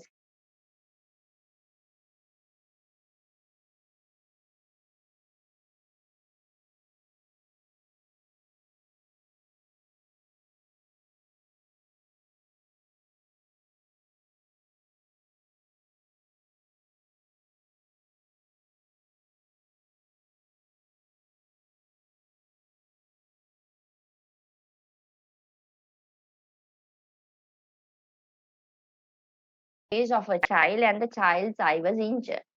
And there again the court decides that the good or a catapult that, although it's a toy, that the toy catapult which has been manufactured is not fit for the purpose, and also it is not of a merchantable quality. Okay.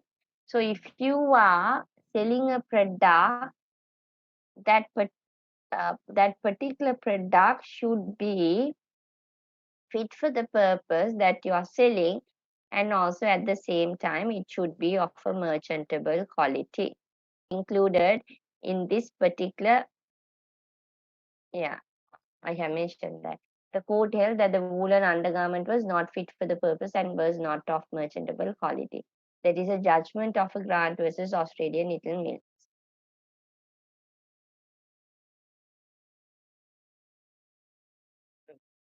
Is also here. Okay. So there is something which is known as the opportunity to inspect and test the goods. The section says if you get the law says if you get the opportunity to inspect the goods later, and if you have not inspect the goods properly, and if there is a negligence on the part of you, then later on you cannot complain with regard to that. So that is this is a case which has decided that particular or affirmed that particular contention. So I'll read out the case. Cornet and Fur versus Beer and Son. B bought some barrels of glue from a seller. The glue was stored in barrels. Before he purchased the glue,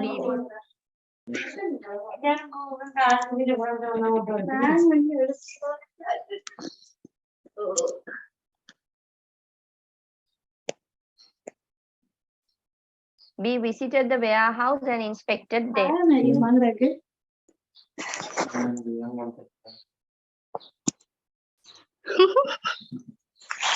நல்ல இதுதான்.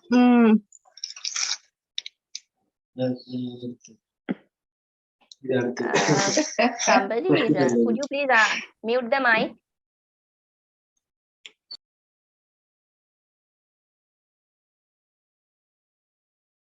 Okay. Even though he got the opportunity to inspect them, B merely looked at the outside of the barrels in which the glue was stored. Then he bought them, and later it was revealed that the glue was defective. A proper examination, like opening the barrel, would have revealed the defect. The court held that the B could not complain about the breach of merchantable quality, as the buyer had an opportunity to inspect and test the glue. So there are certain instances the court held, if you get the opportunity to examine the goods and take the goods, and if you are not use that opportunity, and if you were so negligent when it's come to the this inspection, then later you cannot complain against the seller. But it is only applicable when you use that particular, let's say, the time span or the opportunity, and when you can inspect the goods only. Let's say, sorry, if you are given an opportunity to inspect as a tile, and when you look at the tile, of course, by looking at the tile is okay. But when it's come to the content or in the tile, we did not know about how this composite, maybe the cement or the sand or anything, and you inspect and prima facie, or when you look at it, it's okay. But when you take it home, you realize that it is not of a merchantable quality. So that does not, the inspecting or giving the opportunity to inspect the style will not prevent you file an action, because the reason, through and reasonable inspection, you cannot assess the quality of a tile. Okay, so this is not happen every time, but if with the proper or a reasonable examination can reveal a defect, and you have been given an opportunity to inspect, and if you have not taken that opportunity, of course, this can be brought as a defense from the part of a seller. So that is the, of course, the crux of the case. Is this understood?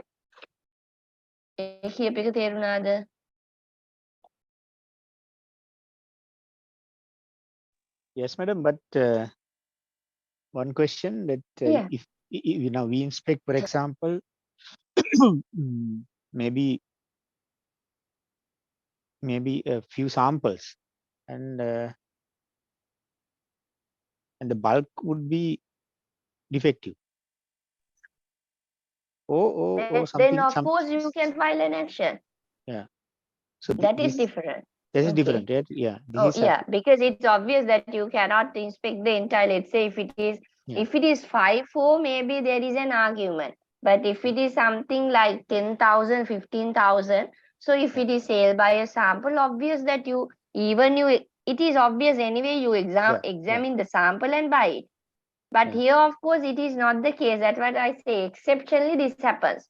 That's what it says. When you, I think, when you look at this, the entire case, this particular plaintiff has bought this particular glue for a particular purpose. What the court said and the seller said is, if he open that barrel, even he realized this is not the glue that he wanted. Okay, that is of course the argument brought here. So that is a case. In your case, of course, you can file an action. So you examine few samples, and that samples are in good quality. So you assume that the bulk should be in that particular quality. Okay. Yeah, that is not that cannot be this inspection defense cannot be applicable in that particular situation. Is that Aruna who asked the question? Yes, madam. Okay. Is that clear, Aruna, or not? Clear, madam. Yes. Yeah.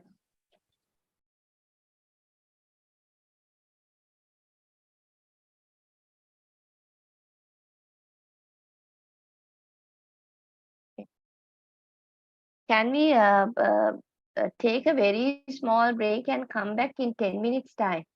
Is that okay? Or you all want to continue without having a break? Generally, you do not get a break. No. Let's have a break, madam.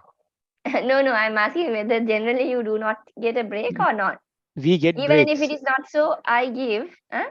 Yeah, we get breaks. Yeah. Yeah. So how many hours?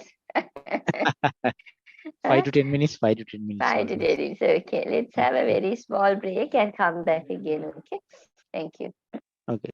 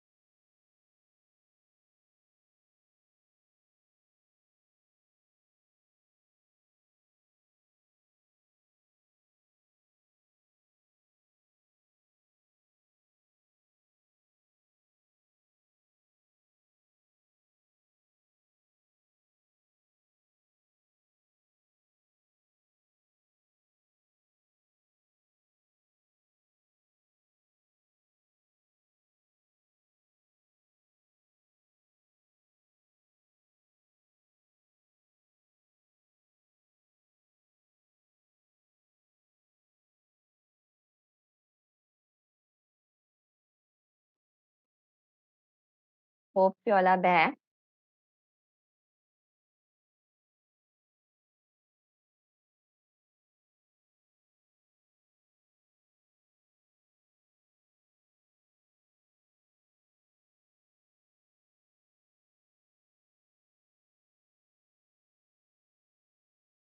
Okay.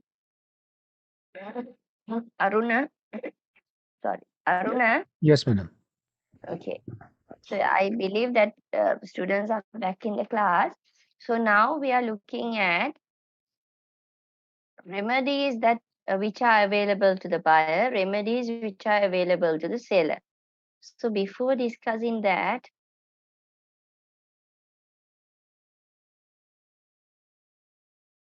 can one by one tell me what can be the possible when it's come to the sale of goods? What can be the possible breaches on the part of a buyer? So I'll again I'll start with an example. You all have to fill this blank. Okay, let's say seller A is a seller, sell goods, sell 100 tiles to B. Okay, so this is, let's say this is a scenario. So now B is a buyer. Now what can be the possible breaches on the part of a buyer? Can one by one tell me what can be the possible breaches on the part of a buyer?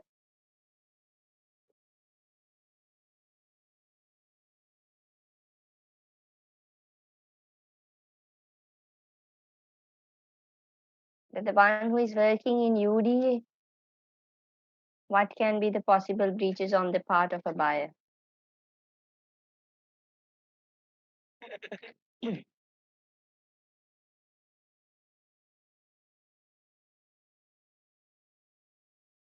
Anybody else?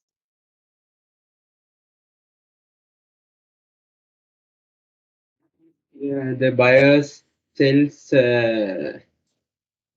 less number of tiles, even though he says Buyer, yes, buyer. buyer sells a less number of tiles, like Buyer nine. sells, no. A seller sells 100 Sorry, tiles sorry. to B, buyer. What is the breaches from the part of a buyer? Sorry. This is, of course, you're talking about the seller. Okay. Yeah. Sorry. Okay. Buyer pays less. Okay. Pay less. Place he had not paid the required or the amount that he agreed. Pay less. What else? Pay delays. I mean, payment delays. Okay. Delay in payment. Good. Refuse to pay? Ah, very good. Who said refuse to pay? In the sense, not paid at all. Okay. Okay. As you said, he pay less or he delay in payment, refuse to pay. So there are certain things that which is connected with payment on the part of the buyer. Okay. When, and also let's say, this is of course we talk about the cash. Let's say buyer gave a check to the seller where the check is what? Check is bounced back or dishonored.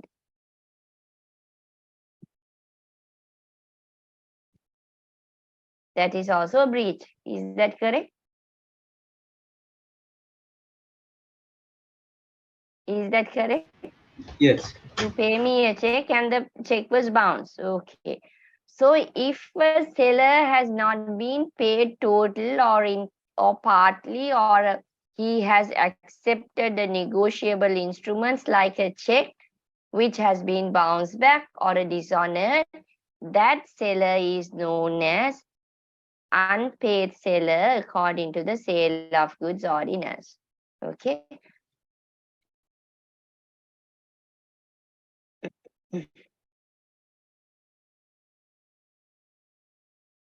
Sorry.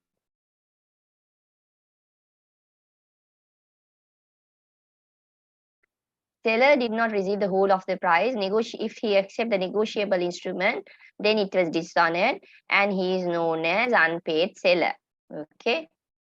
So unpaid seller has different rights, or we can call it rights, we can call it remedies. Okay. Sorry. One is lien right. Have you all heard the word lien? Sorry. Have you all heard the word lien? Lien means, madam, if someone does not pay, you can acquire his property or something like that. Yeah, not acquire, as you said. You can, you will not dispose the property that belongs to him. This, of course, in this particular case, this can be done only that the goods are the possession of a seller. Okay. So if the goods has been already disposed as a sale occurred, then of course you cannot exercise the right over a lien. But that the goods are in possession of a seller, he can exercise that lien right over the goods. let's take a simple example. I ordered again 1,000 roofing sheets from Aruna. He's a sole proprietor who has this hardware. So I ordered the 1,000 roofing sheets from Aruna, and I promised him to pay or a deposit money on no before 25th of March. And even the yesterday on up to now, he checked the balance book, which I have not paid. Or else I have given him a check, and when he deposited the check before sending the goods, it was bounced back. Then it is obvious that he will not send the goods to me. Is that correct, Aruna?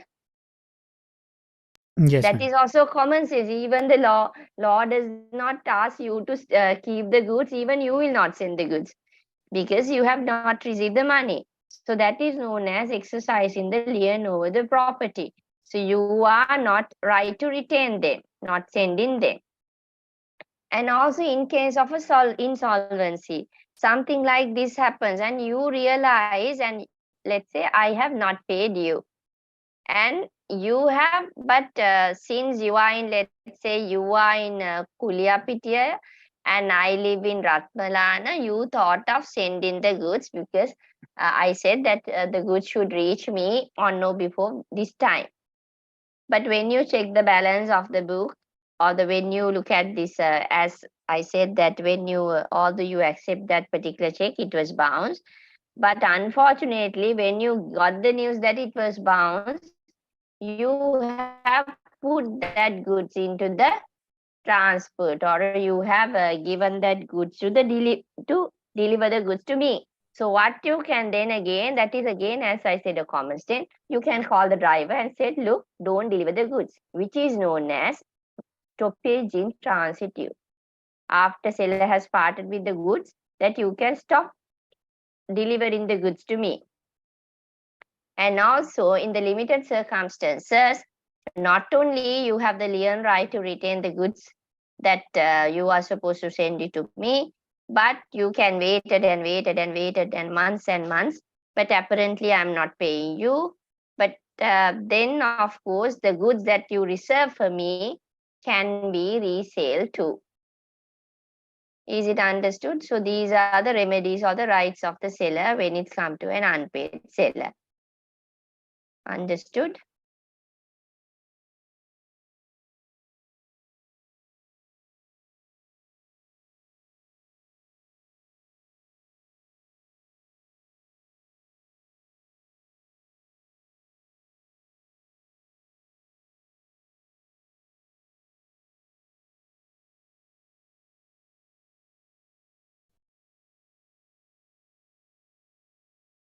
Okay.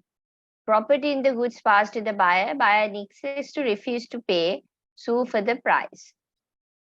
And as I said, that you have given me the goods and I have not paid you, and now I am refusing to pay. But the goods are with me now. So what you are supposed to do is, again it is obvious, you will file an action against me asking for the price of the goods. But let's say this happens in 2022 and now it's in March, and you waited because you and me are very good friends, and you waited for 2-3 months. Okay.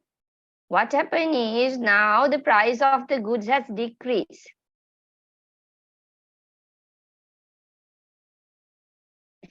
Okay. Now you cannot, let's say, or else that some goods perished.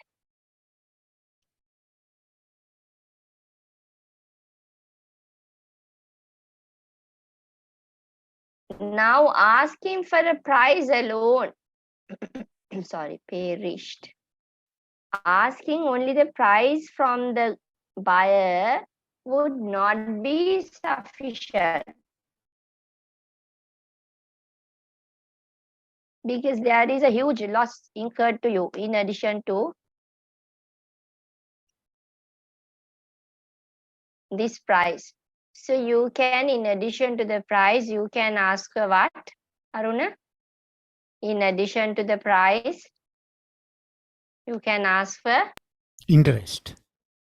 Okay, we call it damages, okay? Damages, yeah. Yeah, we call it damages. This is something like a financially compensate you. So you can ask the price of the goods and also the damages if there are additional cost or a loss incurred. Okay. Now we are looking at remedies of a buyer, or we call it rights of a buyer.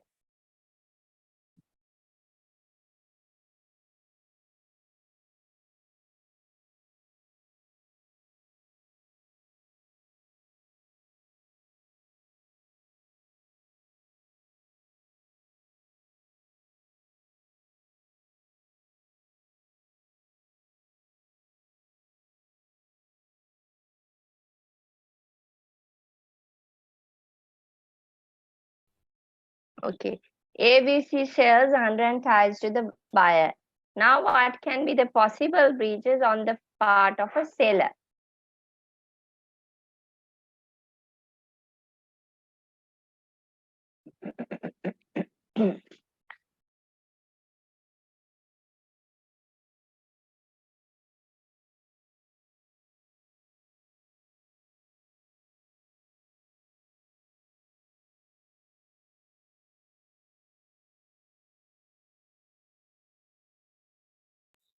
The seller does, seller does not send the product on time, delayed. Okay.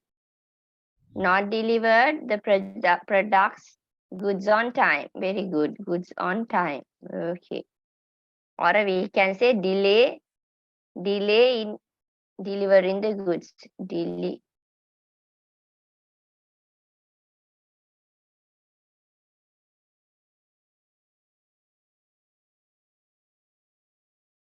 Not deliver the goods on time or delay in delivery.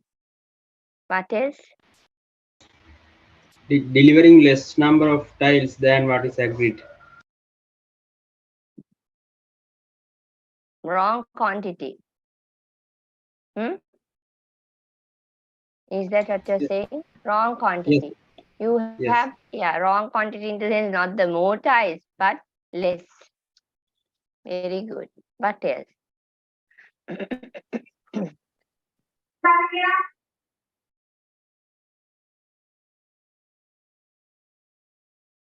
Damaged goods.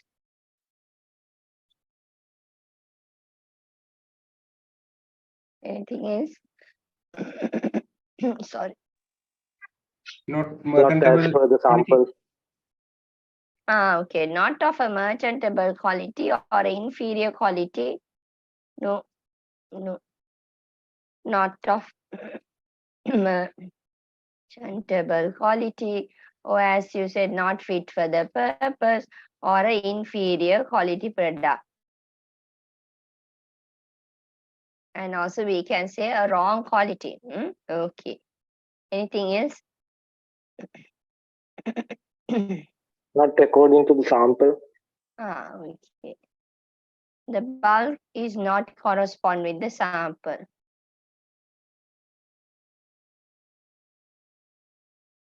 Correspond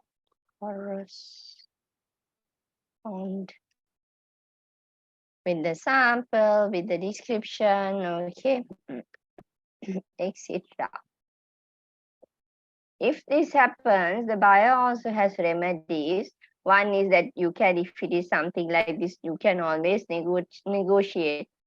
If it is a damaged goods, let's say 100 tiles, 5 tiles are damaged.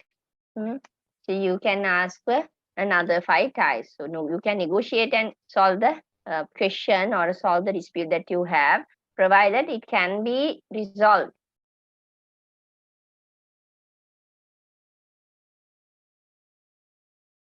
Okay.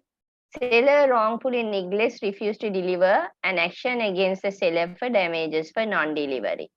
Not only for the damages for non-delivery, but even for the damages for any other time. If it is a damaged goods, maybe 100 tiles, and the 75 are damages, and the seller is not giving the rest of the 75 ties on time. Then again, the buyer can ask for the damages. Wrong quantity. The seller has only sent 50 ties. 50 is missing, and he has not even, although you made so many requests, he has not even send the rest of the 50 on time. Then again, you can take an action for damages. Likewise, you can, for these things, that you can ask for damages. And in addition to damages, there is another remedy available to the buyer. Let's assume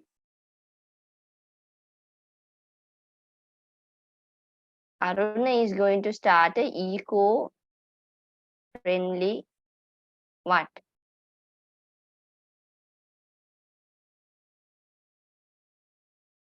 Hotel. In Hikkaduwa. Okay. Now he has finished all these, whatever the structural part of this eco-friendly hotel in Hikkaduwa, and he ordered certain type of assumption. I do not have any idea how you have or how you produce or manufacture eco-friendly these roofing sheets and all. Let's say eco-friendly roofing sheets, which only using recycle materials. Very unique.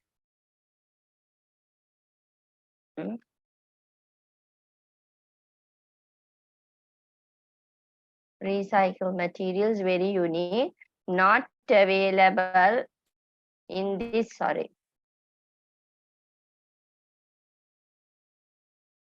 and this type of a roofing sheet is only produced by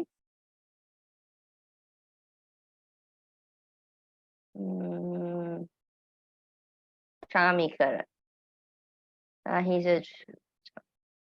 He's a tool trader that who produce this type of a because maybe he has a patent over that producing roofing sheets. Okay, so it's comprises of a recycled material, very unique. Only Chamikara's company or a organization produce this, and even nowhere in the region, Asian region, you can find it. Find this particular roofing sheets. Okay, what happened is Aruna bought, let's say, 10,000 roofing sheets for his particular whatever this restaurant or a hotel, hotel, and when he ordered, and he Chamikara agreed to give Aruna this let's say the 50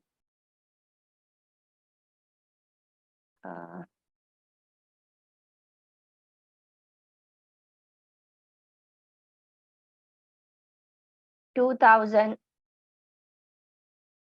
first, something like that. But what happened is first 2,000 he has given, so one cottage will be over, and when it's come to the rest of the 8,000, what happened is Chamikara received a very big order from a UK, and now he thought of stopping providing roofing sheets to Aruna, and he is working on that particular UK, whatever, sending the roofing sheets to UK. And on one hand, Aruna has put or laid that roofing sheets to a cottage. And it is not very pleasant if you are putting a roofing sheets to any other roofing sheets to another, the other rest of the cottages. So it is even aesthetically, it's not nice on one hand. And also because this is the only recycled material, very unique roofing sheets available in the region, he cannot buy these roofing sheets from elsewhere.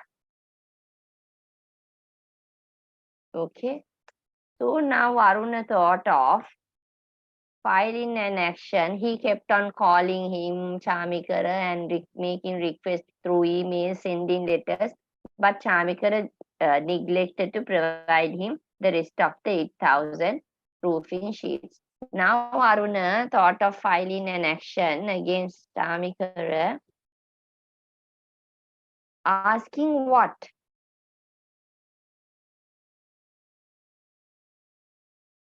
Asking damages? Or what?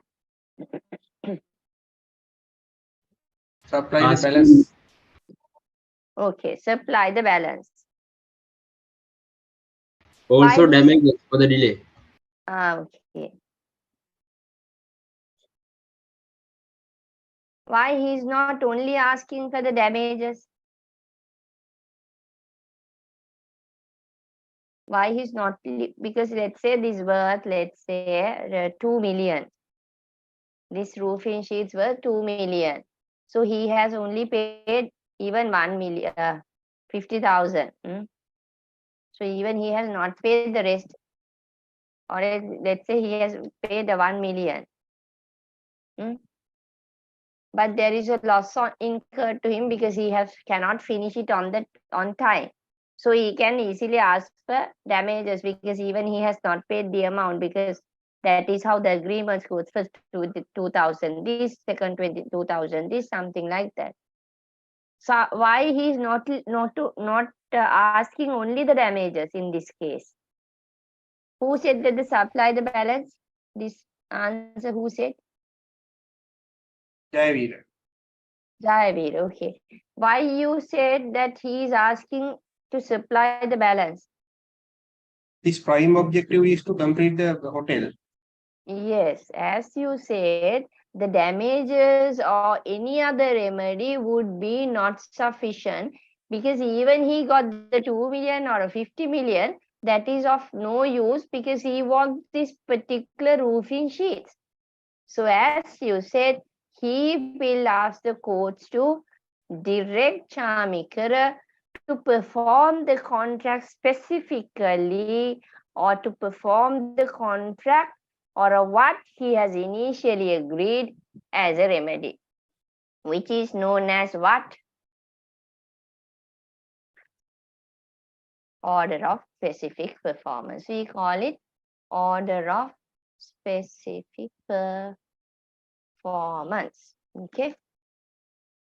So maybe together with the specific performance, as another student says, you can ask for the damages.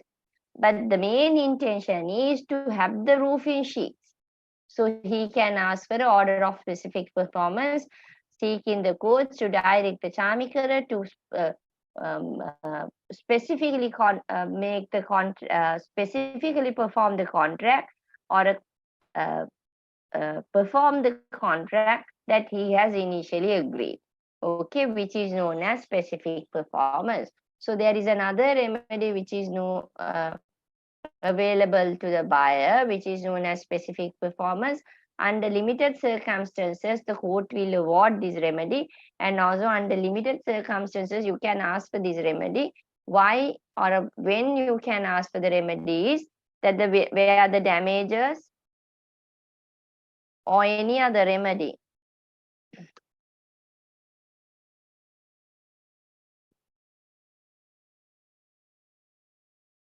is not sufficient or insufficient, any other remedy is insufficient, then the buyer can ask for this specific performance or order of specific performance. Okay.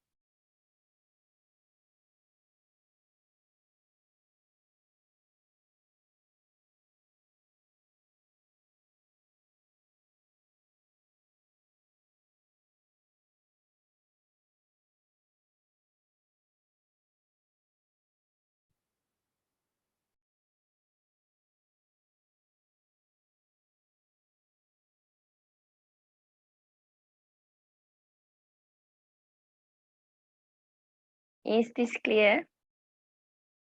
Is this remedy is available to the buyer and the seller clear?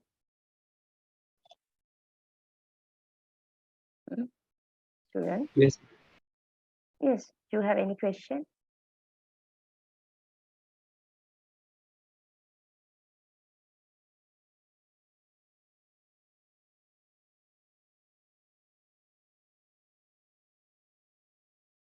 Dayalat, you have any question, concern, anything you want to share with us?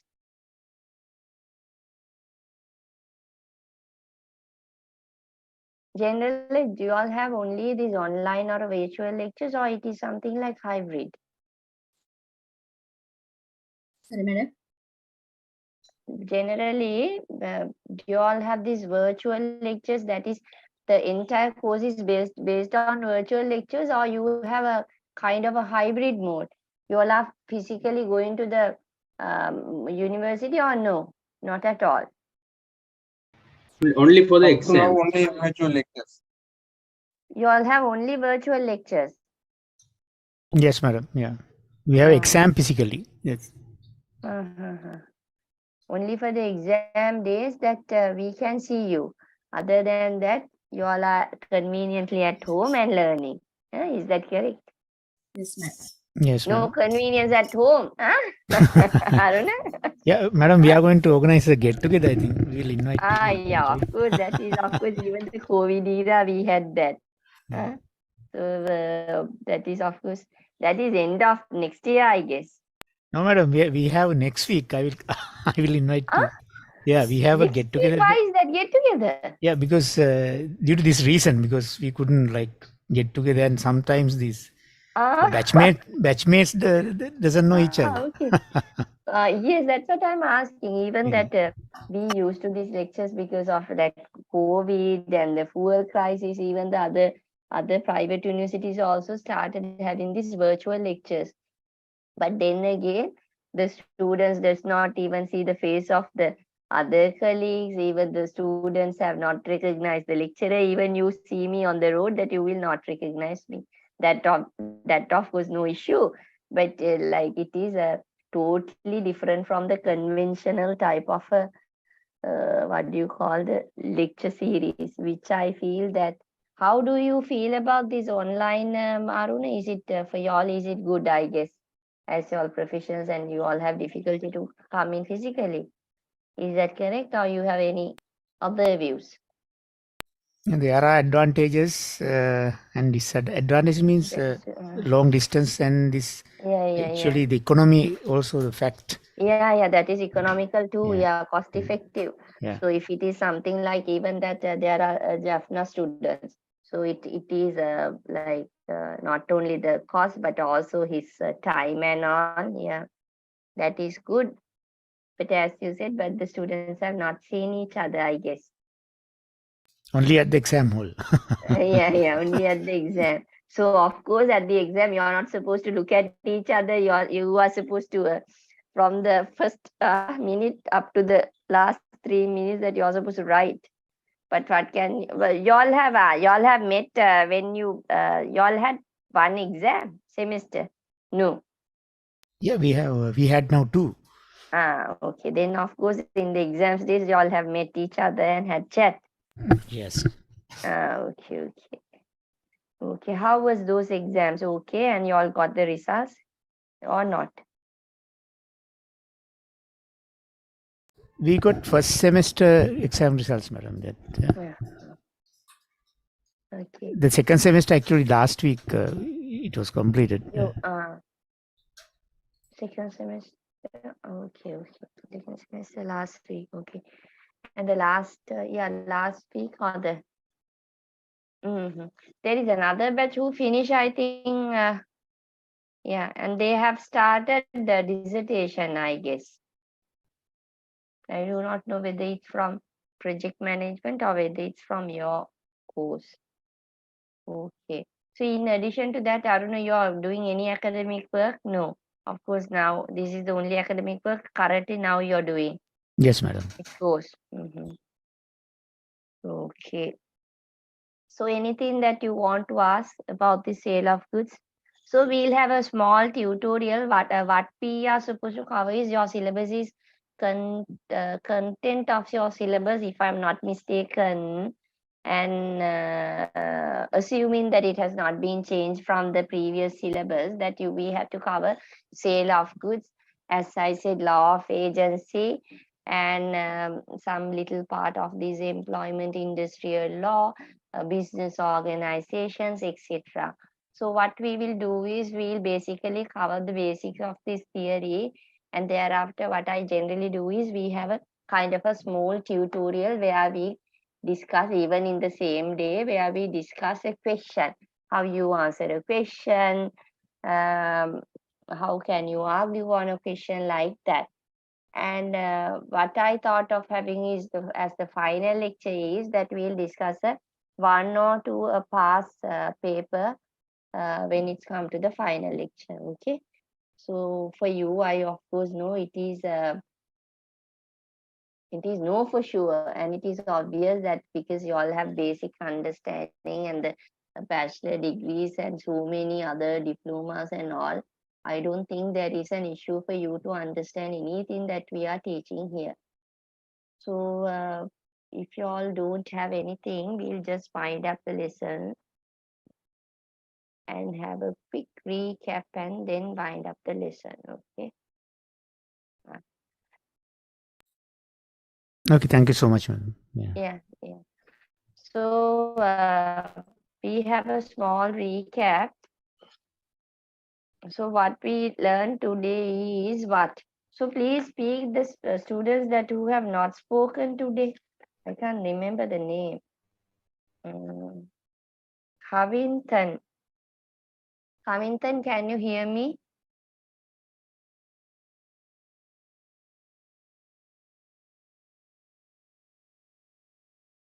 Havinthan.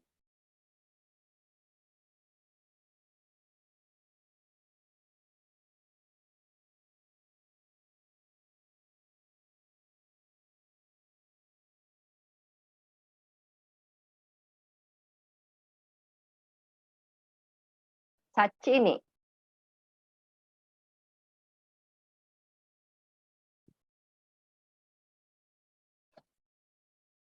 Sachini, are you here? Priyanka. Nobody is here. Priyanka. So what we learned first is what? So we learned today the difference between sales and agreement to sell. Okay, we learn about sale and also agreement to sell. Good. Then implied terms we learned. And also we learned implied terms. Then basically the remedies. Remedies available to Both seller and buyer. Both seller and a buyer. Okay. So basically that's what we learned. As you said, we just learned about the definition of a sale of goods, which is in the section 2 of the sale of goods ordinance, which is the applicable law in legislation in Sri Lanka. And from that definition, we understand there are two types that's covered by the definition. One is sale and the other one is agreement to sale. And thereafter, actually, we talk about the definition of goods, and we understand the goods are known, or goods are the things which are movable except for money. Okay. And as you said, then we talk about the implied terms. And we talk about the different types of goods as existing goods and the future goods.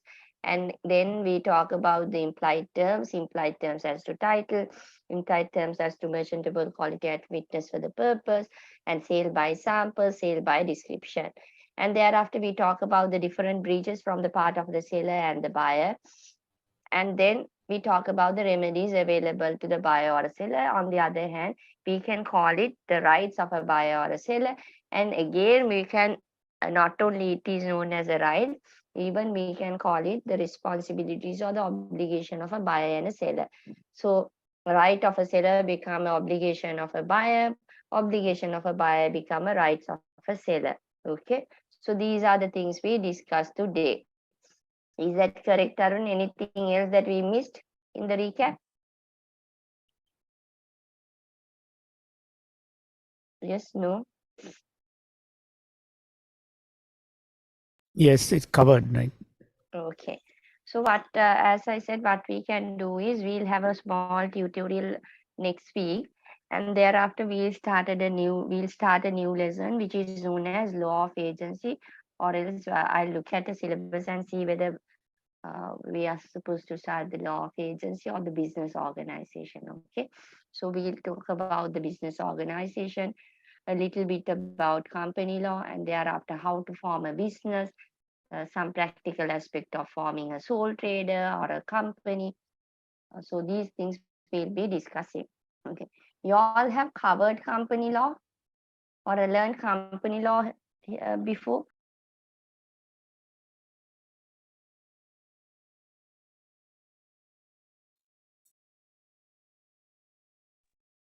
He has learned company law before in this class?